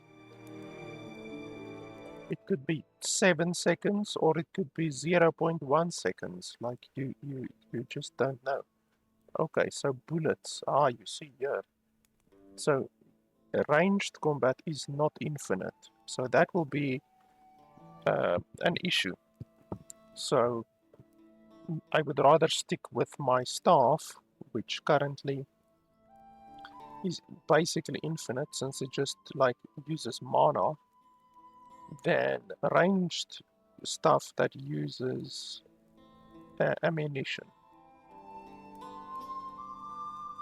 So we're definitely just gonna stick with our current thing. These ones we have a lot of. I don't know if you can smelt anything.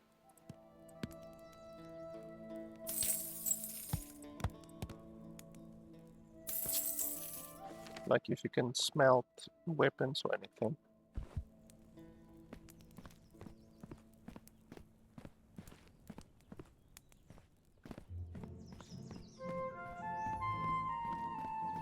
So you said near the pillar by the bridge.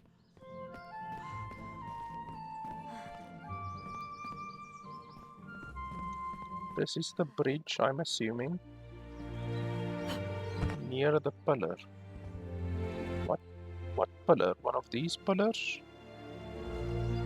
So it should be around here somewhere maybe, but I'm not really seeing anything. I'm not sure at all where I'm supposed to look.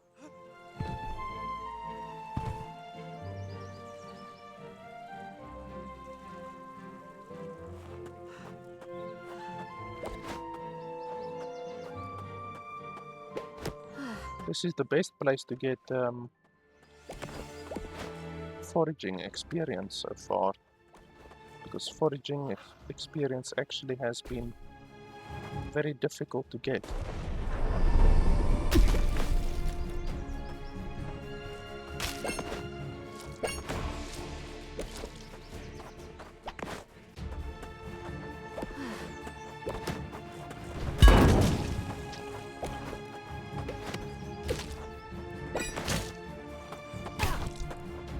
Once again, I can't attack. Like my left click doesn't do anything. So then I have to unequip and re-equip. Why?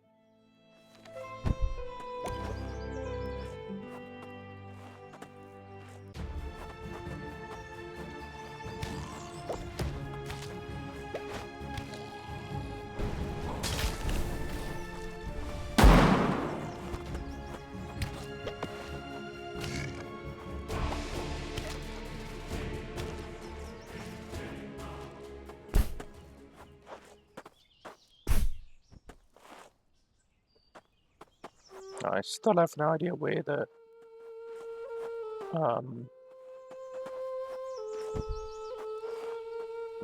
hat is that the guy is talking about. He's looking for his hat.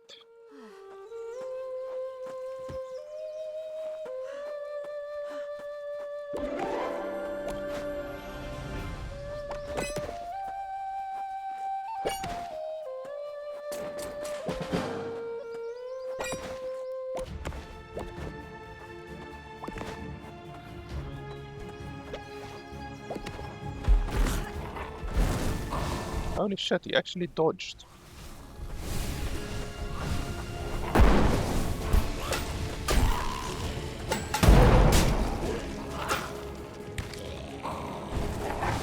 These fuckers dodge.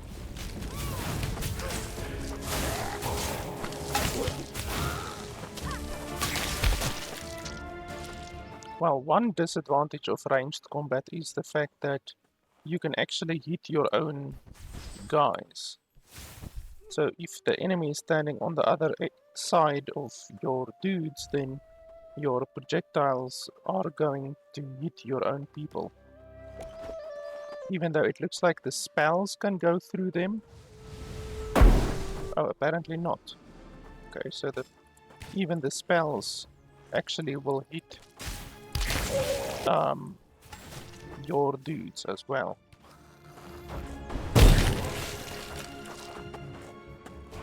So yeah, your spells and your projectiles can hit your own dudes, which isn't super ideal.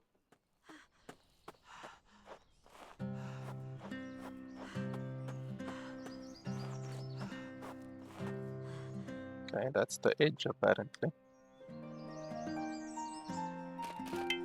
I do like mana. I think I'm gonna go with mana, like basically be a spellcaster, because mana seems good. You can just summon a shitload of skeletons and they don't last forever, contrary to what the developer says, but they do last a fair amount of time.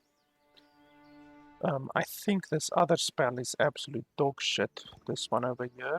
So we're gonna remove that one. This one will regenerate mana, so we can use this one to regenerate mana when we burn through our mana, even though we can like summon a lot of dudes and a lot of these guys, and we can cast a couple of fireballs. Like our mana actually is fine, more or less.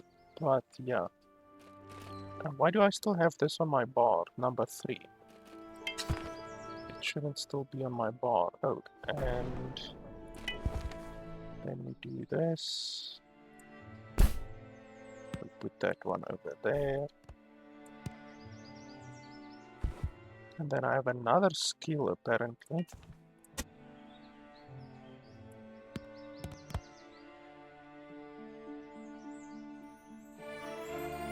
Summons deal 10 more damage.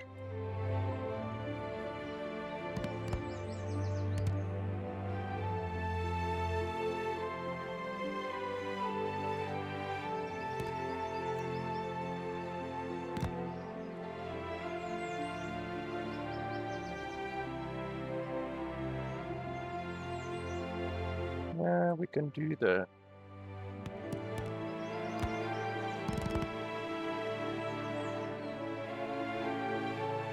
we can do this one as well. It only does double damage, so it costs 8 mana and gives 15 damage, which isn't a huge amount.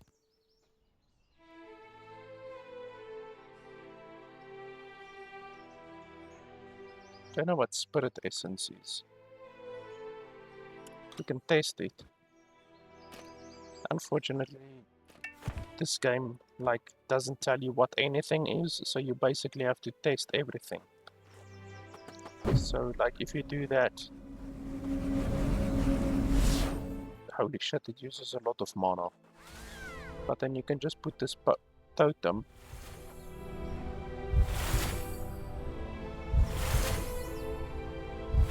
It seems to give you about 10 mana per pulse.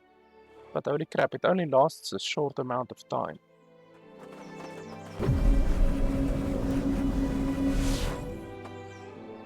But okay. I guess that's fine. Let's see. So yeah, I don't really have anything else to do in this area, I don't think. So let's go to the overworld again. I still haven't made my mind up, by the way, about the game, so that's why I'm still playing it a little bit. I still really haven't made my mind up. I'm still a little bit dubious, so I still want to play a little bit just to figure out what my overall opinion of the game is. Currently I'm about 50-50, to be honest.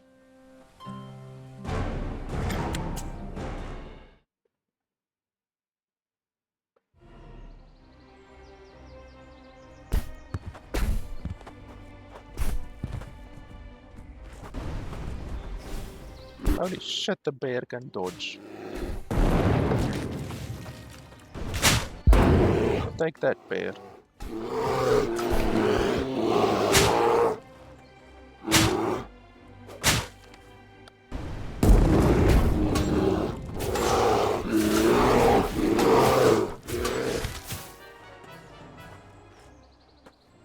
Bear is fucking strong.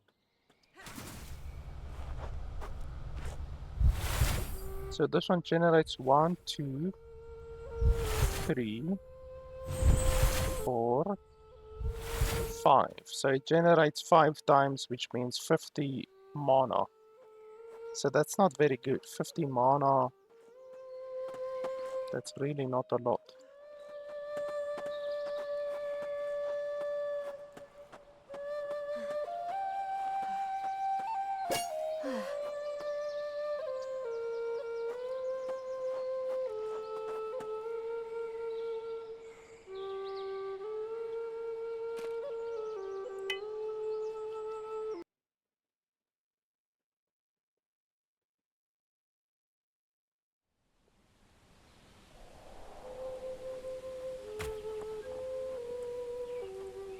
I'm not sure where we are supposed to go. Okay, there's a battle over there. Let's go to the hostile logging camp first.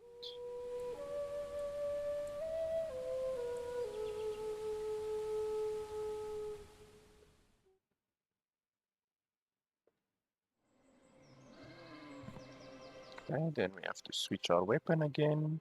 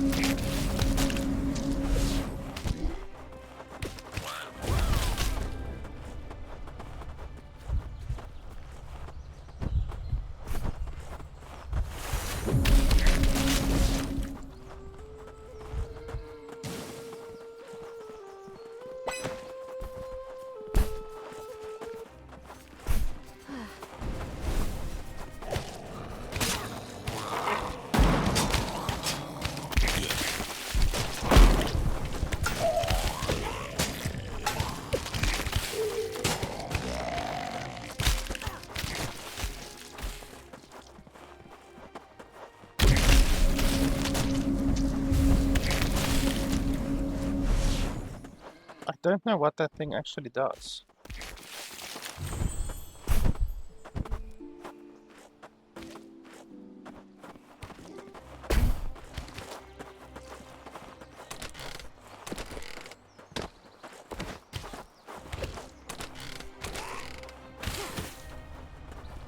Holy crap, we lag a lot. Why is the game so lagging? Look at this shit.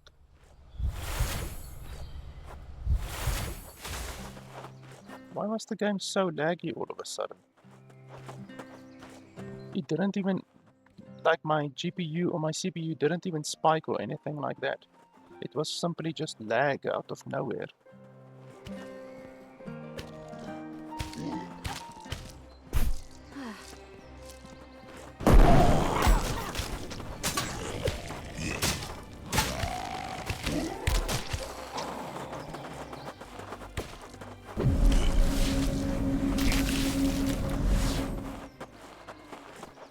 Spirit Essence. What is Spirit Essence actually?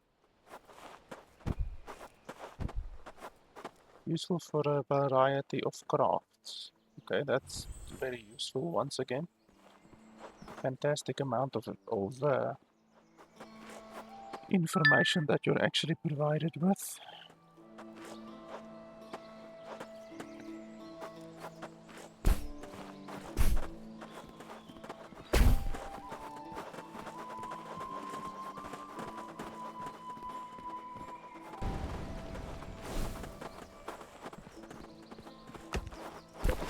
We get a nice amount of wooden stuff here.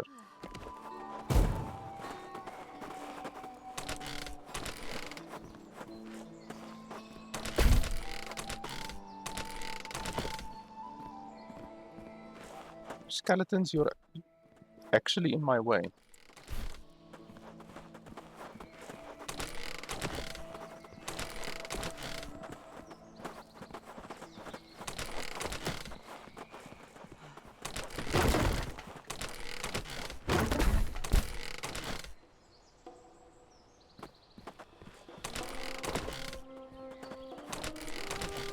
Oh, there's a lot of stuff to loot here.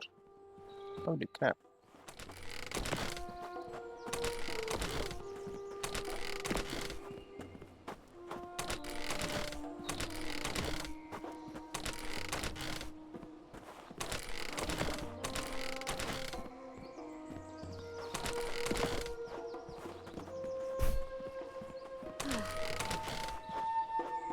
sleep? Can you actually sleep?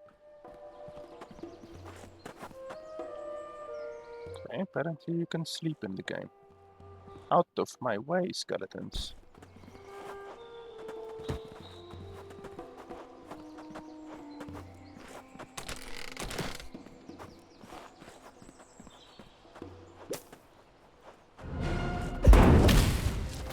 In your fucking face.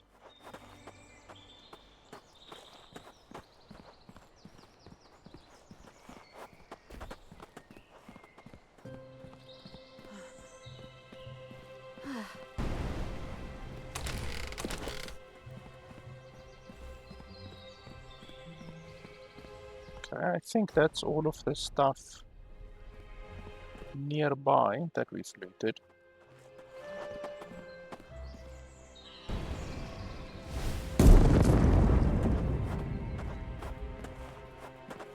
I don't really see any more goblins or anything like that. I wish the game had a mini-map to show any enemies on it. Then you wouldn't be left guessing if there's any more enemies left or not.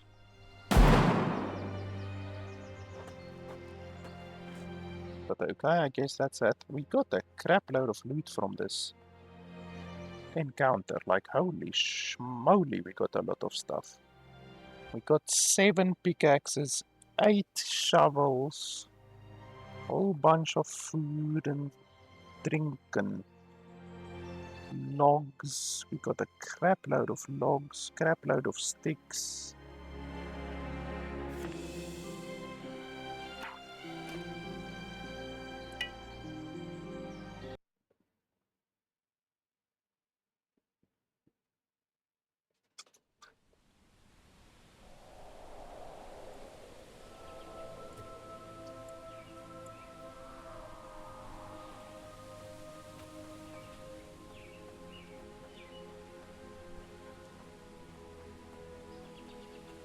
Sure, I will fight roaming bandits, I don't care.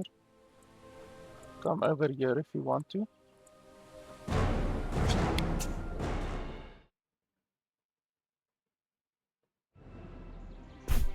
Start off by summoning 20 million skeletons.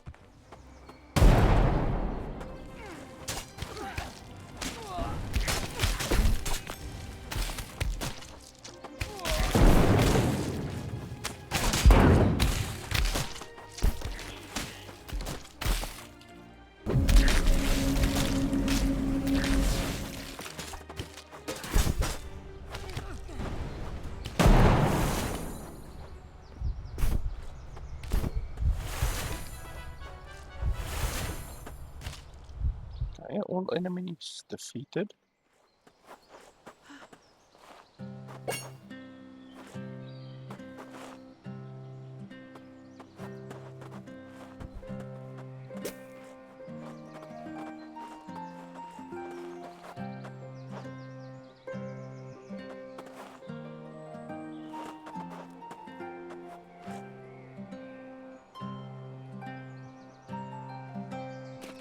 I keep pressing M when I want to go to the overworld.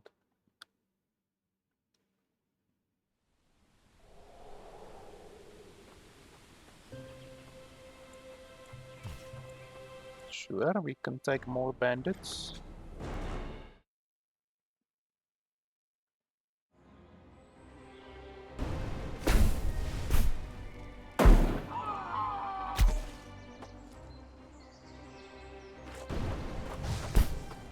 Fucking dodge.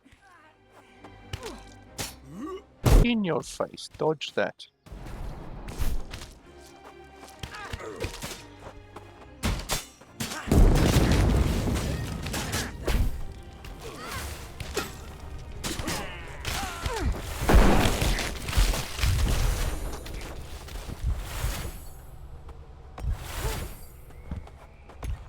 Okay, all enemies defeated.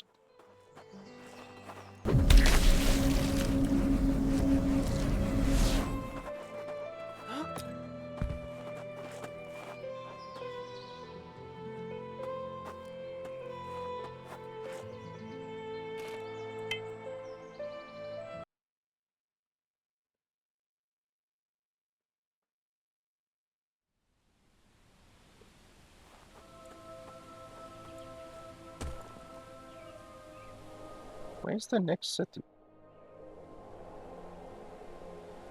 Tomb of the Betrayer, Moleshade. I guess maybe Moleshade? General shop and a potion shop. Undead hotspot. Ancient tower, long forgotten abbey, abbey graveyard. Oh, maybe we want to go over there. I guess we can just like boom, like click over there and then our character will automatically run over there. Obviously anything that you encounter along the way, you just have to deal with. Sure, why not? It's basically a free 150 experience.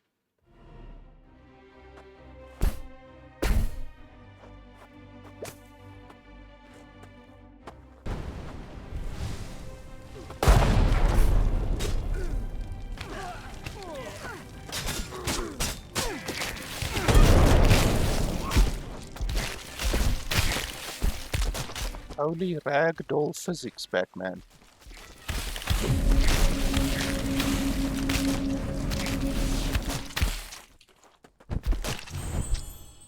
Are they dead?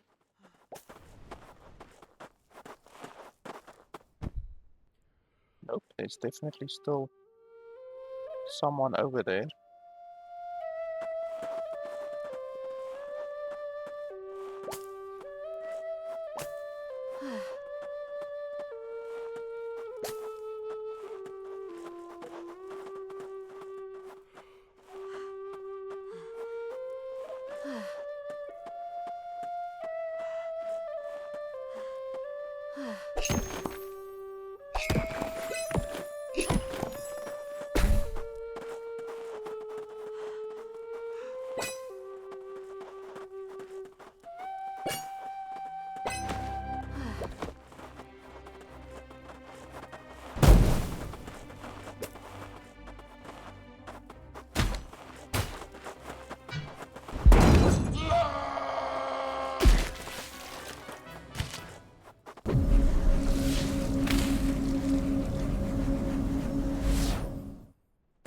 I'm surrounded by skeletons, I can't even move.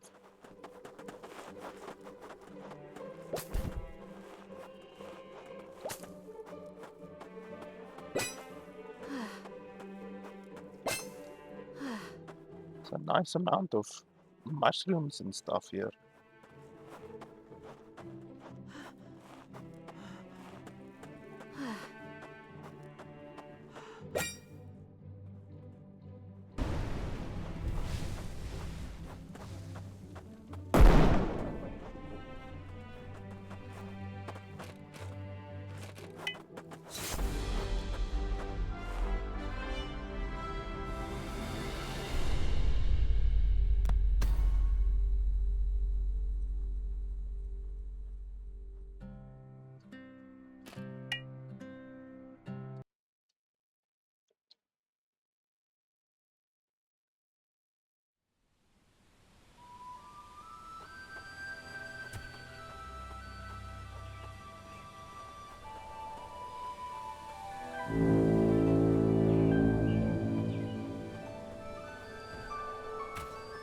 What the hell is that?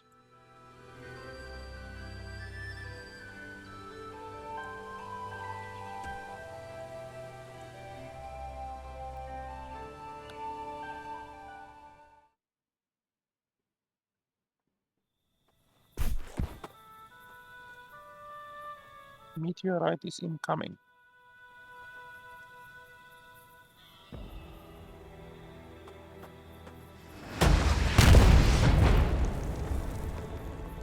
Okay, what's that?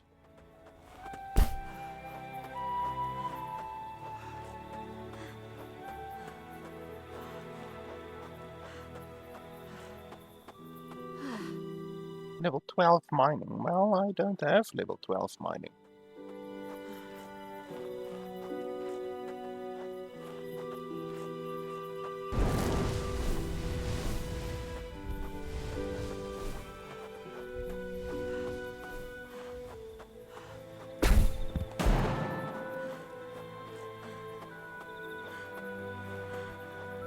Yeah, all of them are probably gonna be level 12. So I'm not sure what my current skill is, but I definitely don't think it's even 10, to be honest. And I don't see anything nearby which would allow me to level up. So I guess that's just it, like you just come over here and you mine the stuff and that's it. That's a little bit sucky, but anyway, you live and you learn, I guess. Not all events are gonna be bangers.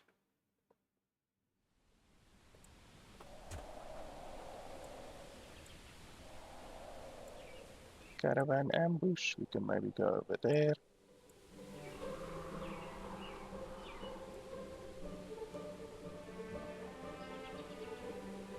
I like the idea of the random events thing.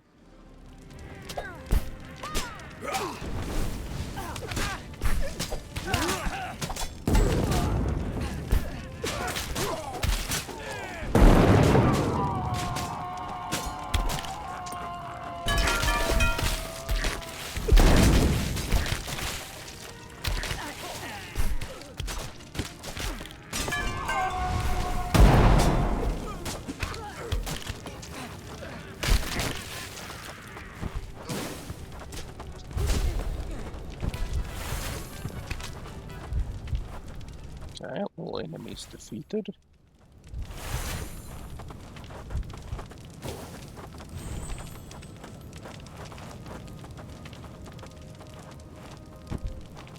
Like it sometimes feels very very empty, I guess. It's almost like Starfield. Like Starfield has very empty encounters. And it's basically the same thing as this is. Like Starfield, you go to a planet, the planet is pre-generated, and it just has a bunch of randomly generated quests that are like literally GI generated. You know, it's generated through an algorithm.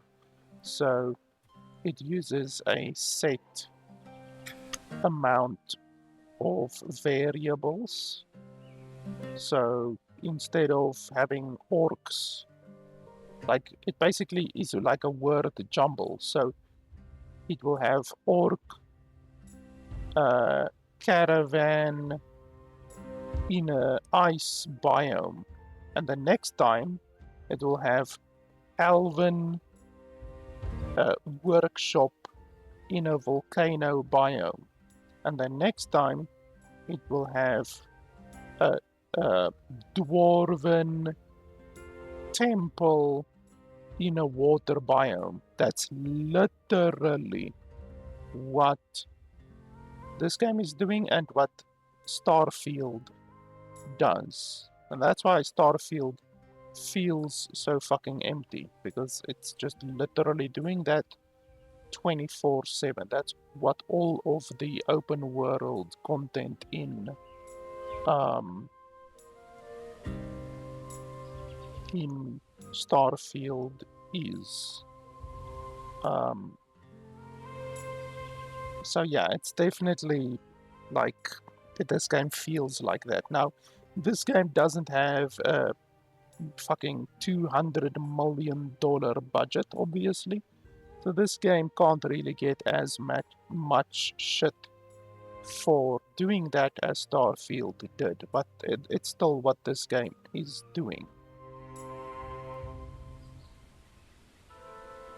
So all of these do the same thing, like 20 damage for a staff.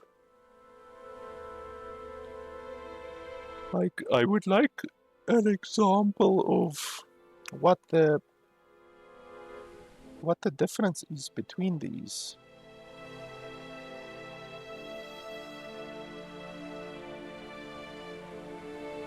Because like, what's the incentive to pay 300 more for this one there should clearly be a difference, but you're not being told what the difference is at all.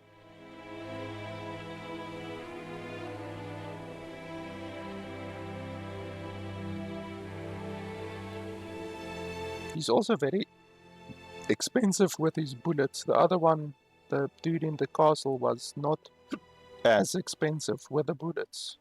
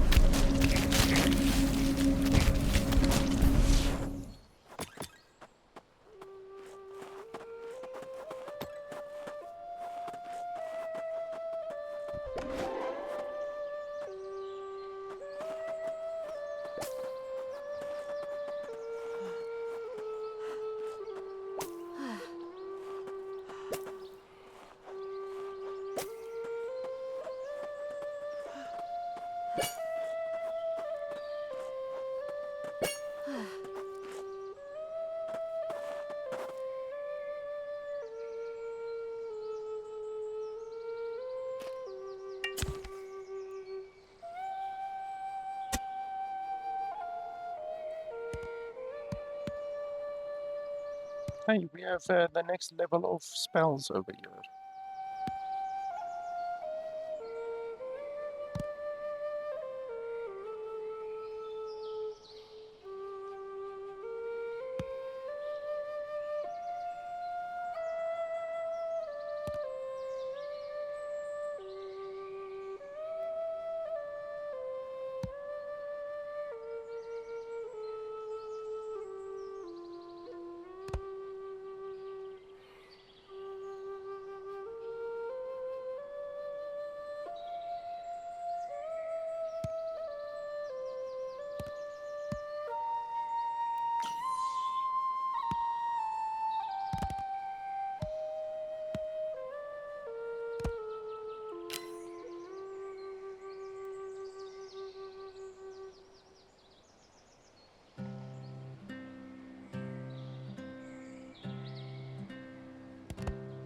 Okay, so we've got 2 additional summons now that we can do.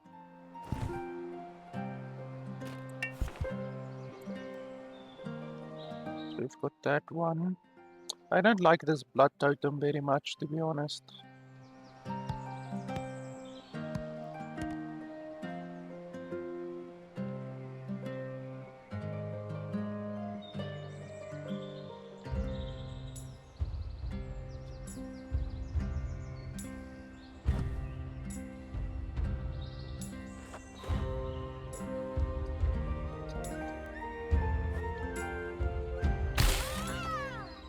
Why?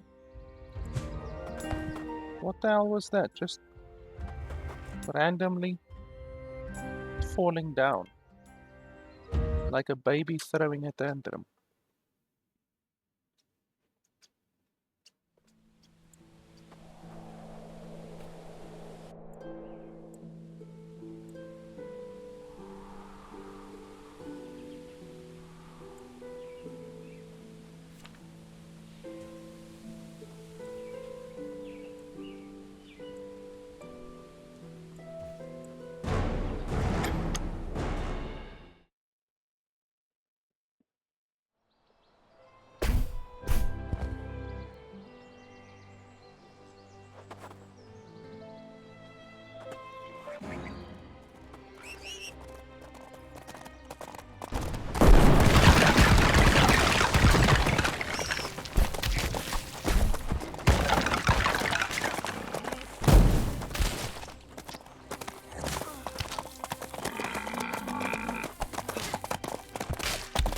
them. Fucking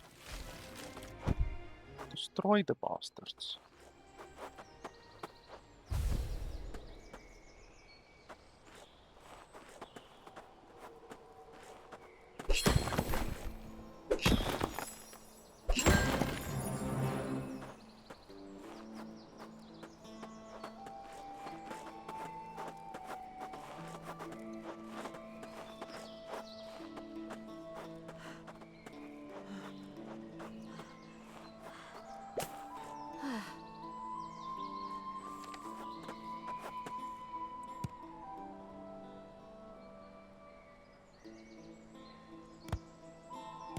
The game is also very light on loot. Like, I've killed so many humans and goblins and skeletons and bandits and all of that, but I haven't picked up a single piece of armor.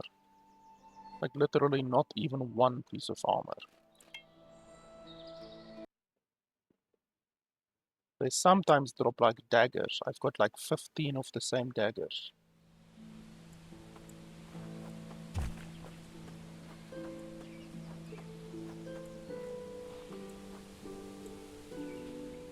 Set up camp to explore the area. Camp.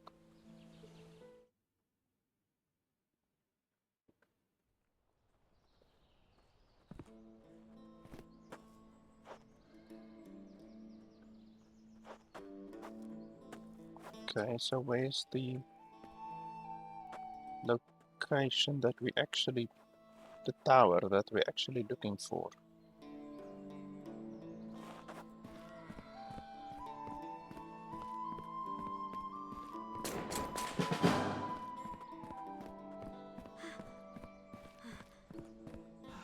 Also, none of these trees are harvestable. So there's the tower over there.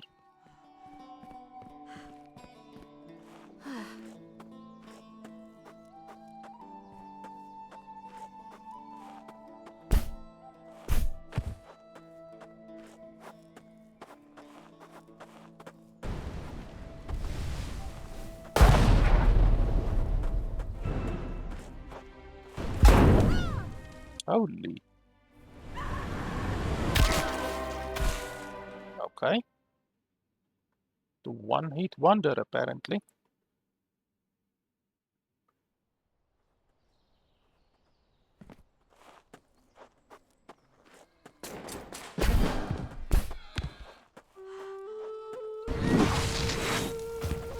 Okay, my fireball went right through that guy.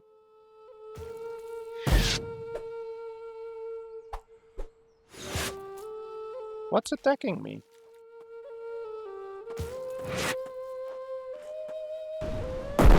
What bullshit? Okay, so enemies can attack through trees.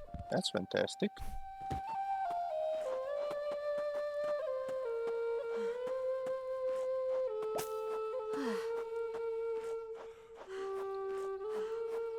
Where's that bastard?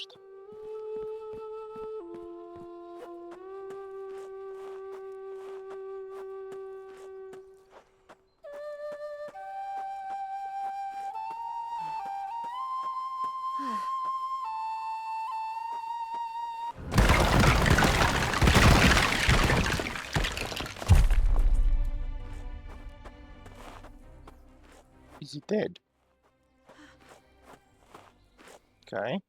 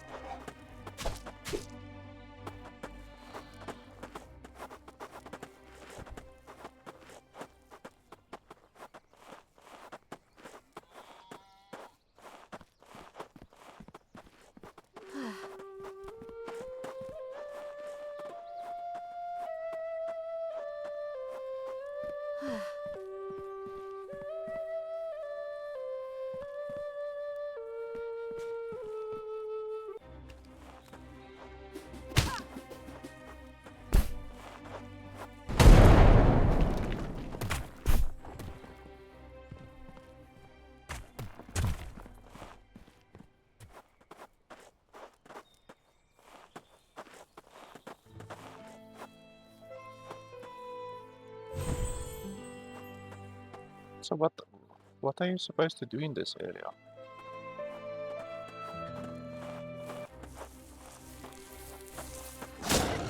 What the fuck? What's the use I have like 5 of you, but you still allow me to get hit?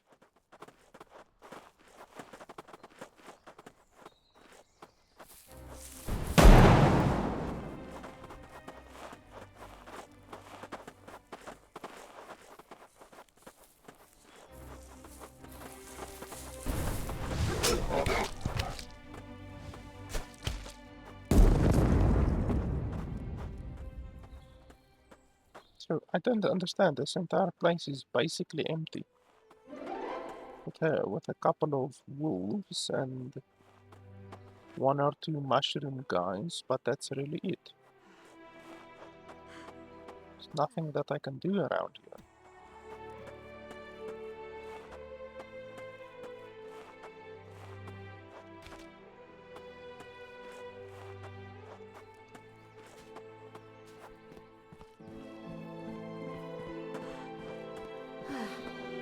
Don't know what the sign is supposed to say.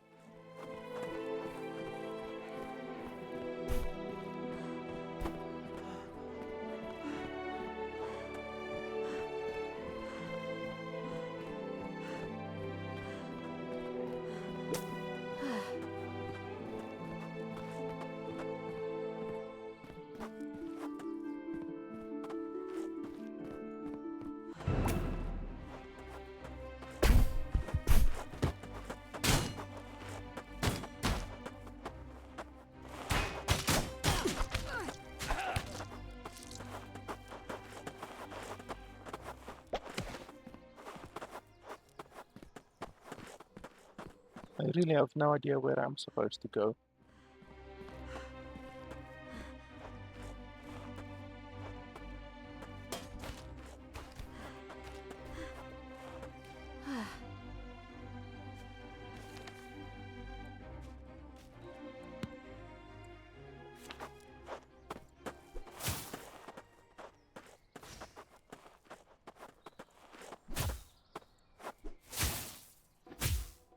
Okay, so that's nothing. Don't know why I even thought that it would be something.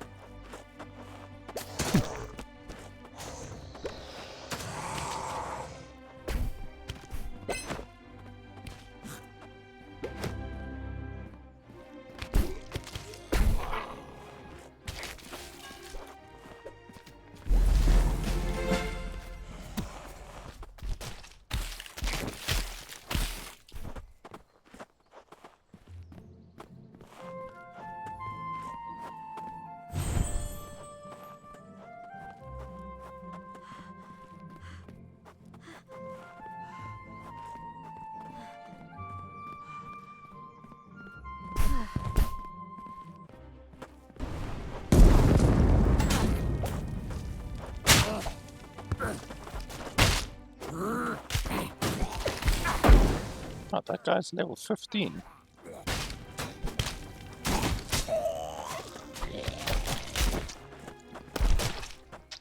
But he's no match for 15 skeletons.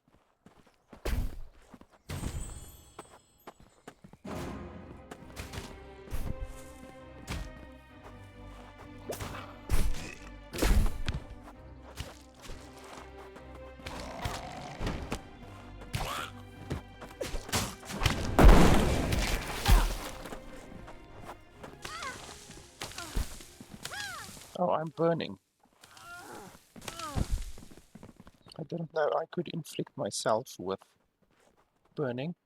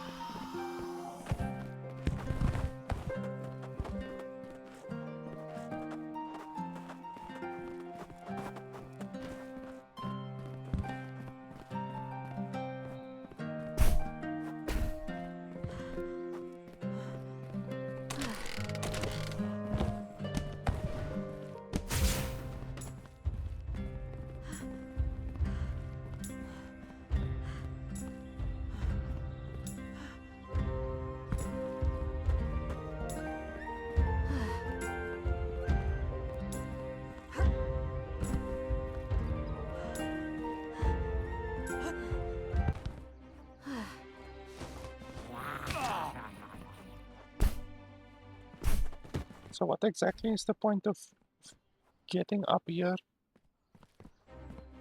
No point. If I would have to guess.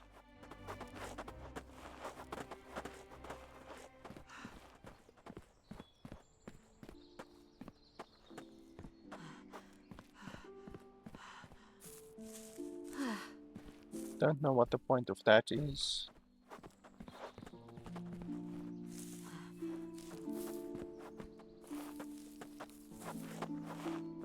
Like, where do I have to go next?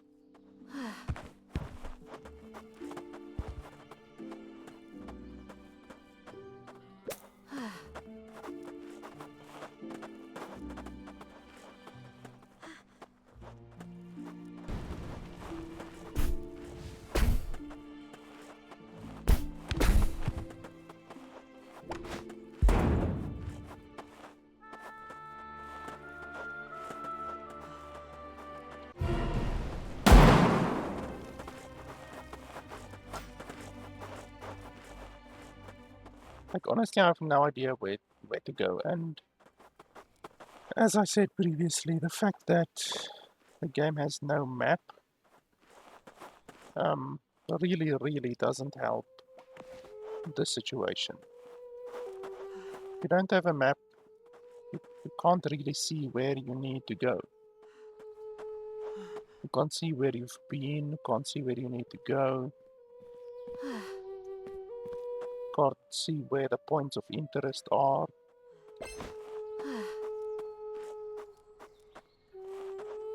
This entire place has like almost no harvestable trees. Like there's one token harvestable tree in a literal forest of unharvestable trees, which doesn't make a huge amount of sense.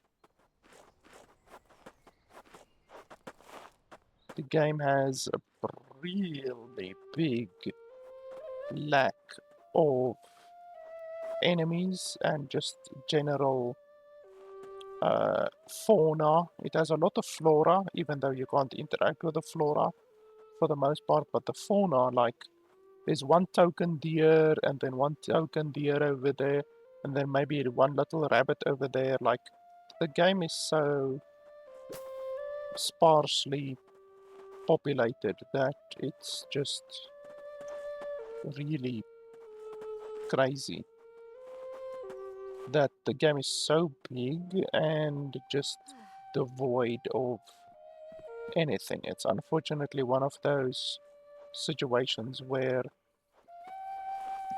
some of the older Assassin's Creed games suffered of this issue where they started to make the game bigger and bigger and bigger, and they were like, oh, our game is 25 times bigger than any other game on the market, but there's just nothing in the game, you know? And unfortunately, this is one of those games. The game is big, it's big, you know? Like this instance where we are in currently, it's big. I had to fucking run all the way from over there to the first point that we actually encountered, which was the graveyard. And that took me a good 6 or 7 minutes of just running, aimlessly wandering around, basically. This place is nothing. Like these things, this is nothing, literally nothing. So there's nothing to do here, nothing to interact with, and yeah, it's just nothing. So, like, I don't know why this is even here. Holy shit, that guy's a high level.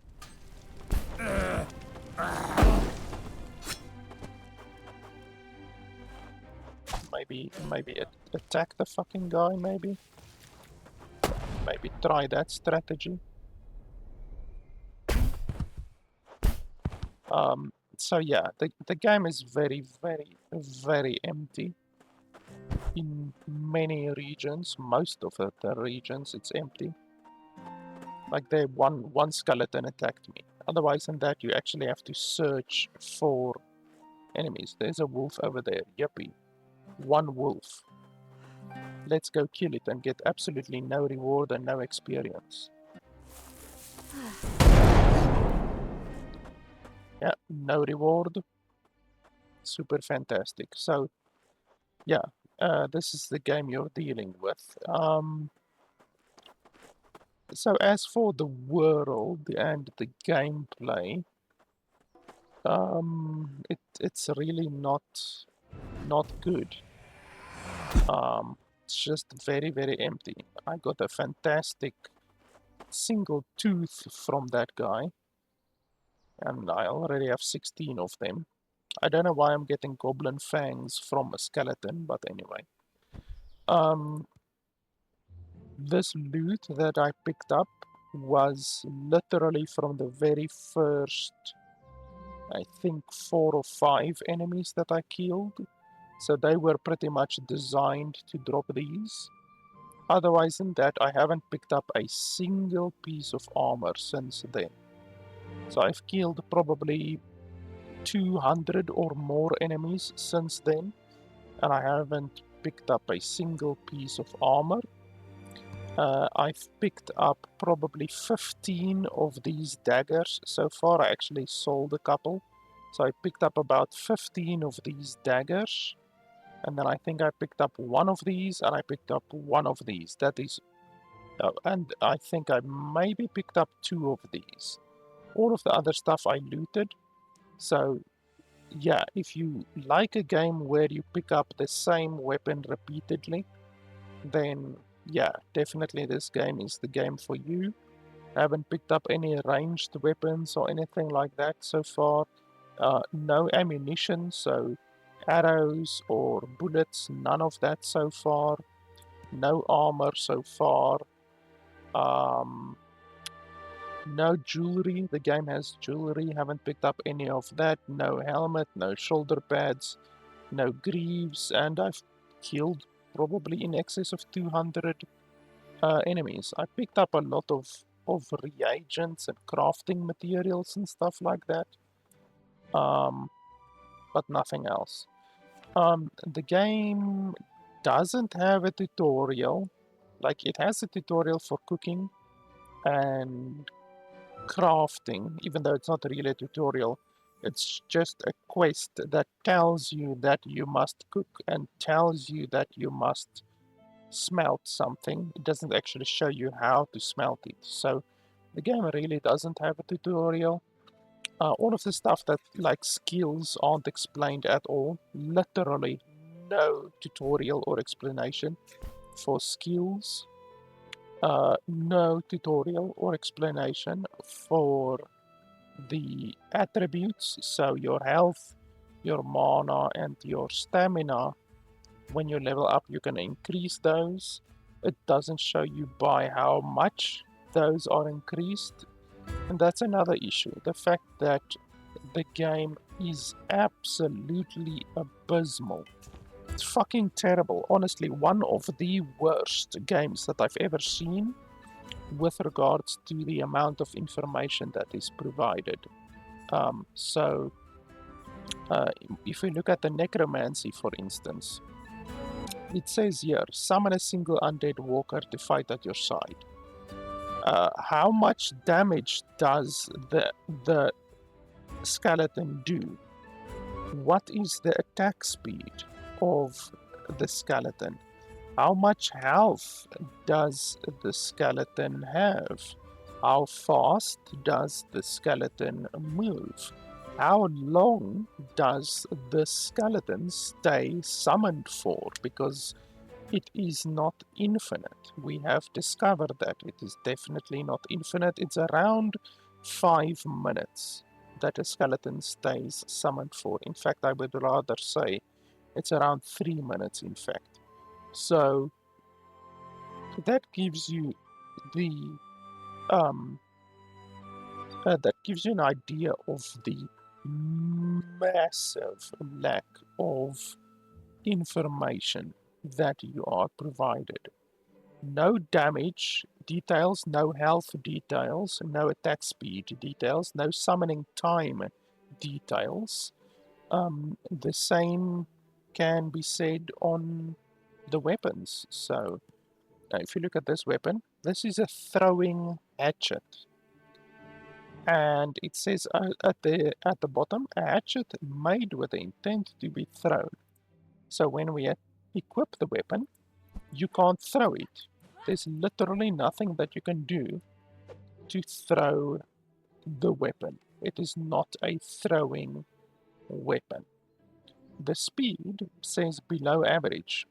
So how much is below average? Can it attack 20 times per second or 1 time per second? We have no fucking idea. We are not provided any information about how fast it actually attacks.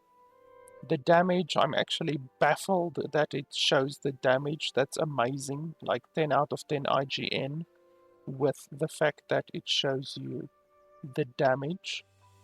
It doesn't show the range. So the game has spears, for instance. And it also has ranged weapons, obviously.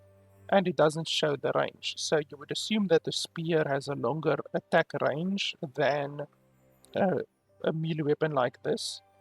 And then also, this weapon is actually a ranged weapon. The walking stick is actually a ranged weapon. But it doesn't say anywhere on the weapon that it is a ranged weapon. So when we equip it, it doesn't say that it's a ranged weapon, but it has ranged attacks.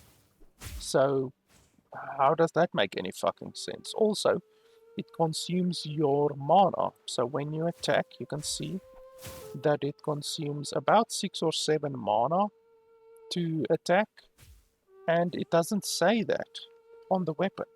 Literally doesn't say that it consumes mana, and it doesn't say how much mana it consumes either. The game also has a really weird thing where sometimes you do like 100 damage with this weapon, but other times you do like 15 damage. So if I can hit that 12, see there, 12 damage, and yet the damage states that it does 20. And then other times you actually do like 100 damage. If I can actually find an enemy that I can attack in their fucking face, then you will see that you sometimes deal 100 damage. It doesn't make any sense at all.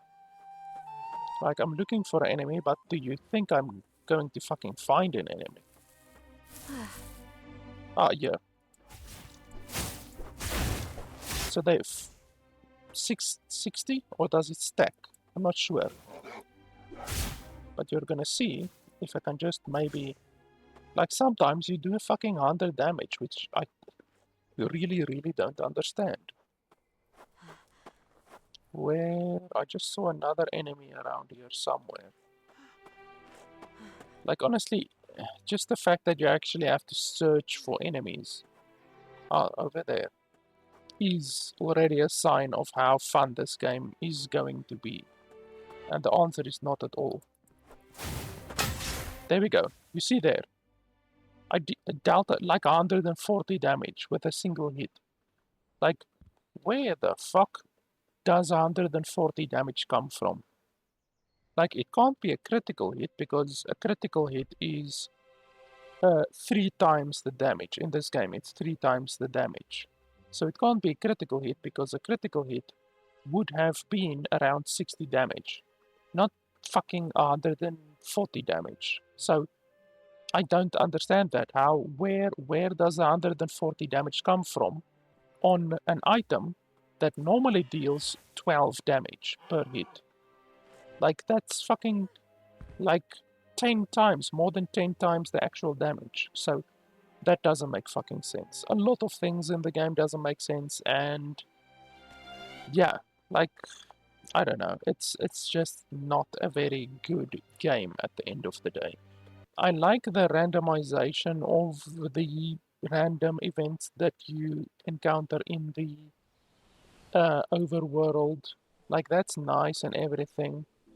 I actually wanted to go over here to this place. There was long forgotten Abbey graveyard, ancient tower ruin. So we were at the ancient tower ruin, but there's nothing there. There's literally nothing there. So I don't know what the fuck. Like, there's nothing there. We literally were just there, and there's nothing there. Um, so yeah, I think we're just gonna go over there. But quite honestly, I'm definitely done with the game. This game, like I said, has been in early access for like 2 years, maybe more than 2 years, and I just really think that the game honestly is gonna need probably another 2 years at least to fix all of these issues. Like, honestly, this game needs a lot of work before it's going to be able to get on par with some of the other open world indie RPG games. You know, it's just really, for $20, it's massively overpaying for this game. Like, honestly, this is a $10 game, maybe. Maybe you can get away with asking $10 for this game. But $20, absolutely not. Like, absolutely not $20 for this game. It's crazy. $20 for this game is diabolical, honestly. So yeah, this game needs a lot more time to stew, to stew as it was. It needs to be put back into the oven, to be honest.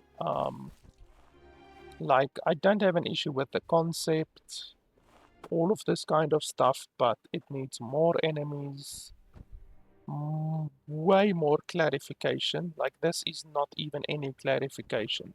On the level of clarification, this is at a 0, and it needs to be at least a 7 or a 8, to be honest. Yeah, like, honestly, the game is just all over the place. So yeah, I definitely can't recommend the game for $20. It's like, I wouldn't even recommend it for $5, honestly, because the game is just all over the place. There's a lot of bugs. I think in this video we probably encountered, I would say, 7 or 8 bugs, probably. If it's not closer to 10, I'm being conservative. And yeah, it's just, I don't know how, like, literally in the first not even 5 minutes of me playing the game, I encountered a bug, which was like a infinite falling bug. My character was just infinitely falling, and I had to like jump to get out of the falling animation. So I can't recommend the game. Honestly, $20 is way overpaying for the game. I wouldn't even really recommend it for $10 because it's not really fun. Honestly, rather get some other open world RPG game. I'm trying to think of a couple of names from small studios. Obviously, there's games like Enshrouded. Um, I think Enshrouded is something like $30. Honestly, if you're thinking about paying $20 for this game, or $30 for a game like Enshrouded or something like that, just like honestly, it's not even a choice. Like it's not even close to being a choice. Obviously, something like Enshrouded is far better. Um, and unfortunately, at the $20 price tag, those are the games that this developer is going up against. If this developer wants to ask $20 for their game, they're going to be compared against games in the $20, $25, $30 range.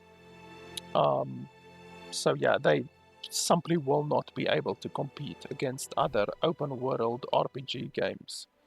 Um, Honestly, even something like Two Worlds 2, you can get Two Worlds 2 for like $5. Like honestly, I would play Two Worlds 2 in a heartbeat before I play this game for a single second more. Um, so yeah, that's pretty much my opinion of the game. Um, I will check the game out again. Maybe I don't know. Like I say, I think this game honestly needs at least 2 years more of development to get the game to a playable state. So I might check the game out when the game fully releases, hopefully in more than a year at least. Um, and yeah, I think asking $20 for this game right now is delusional. So yeah, guys, that's pretty much it.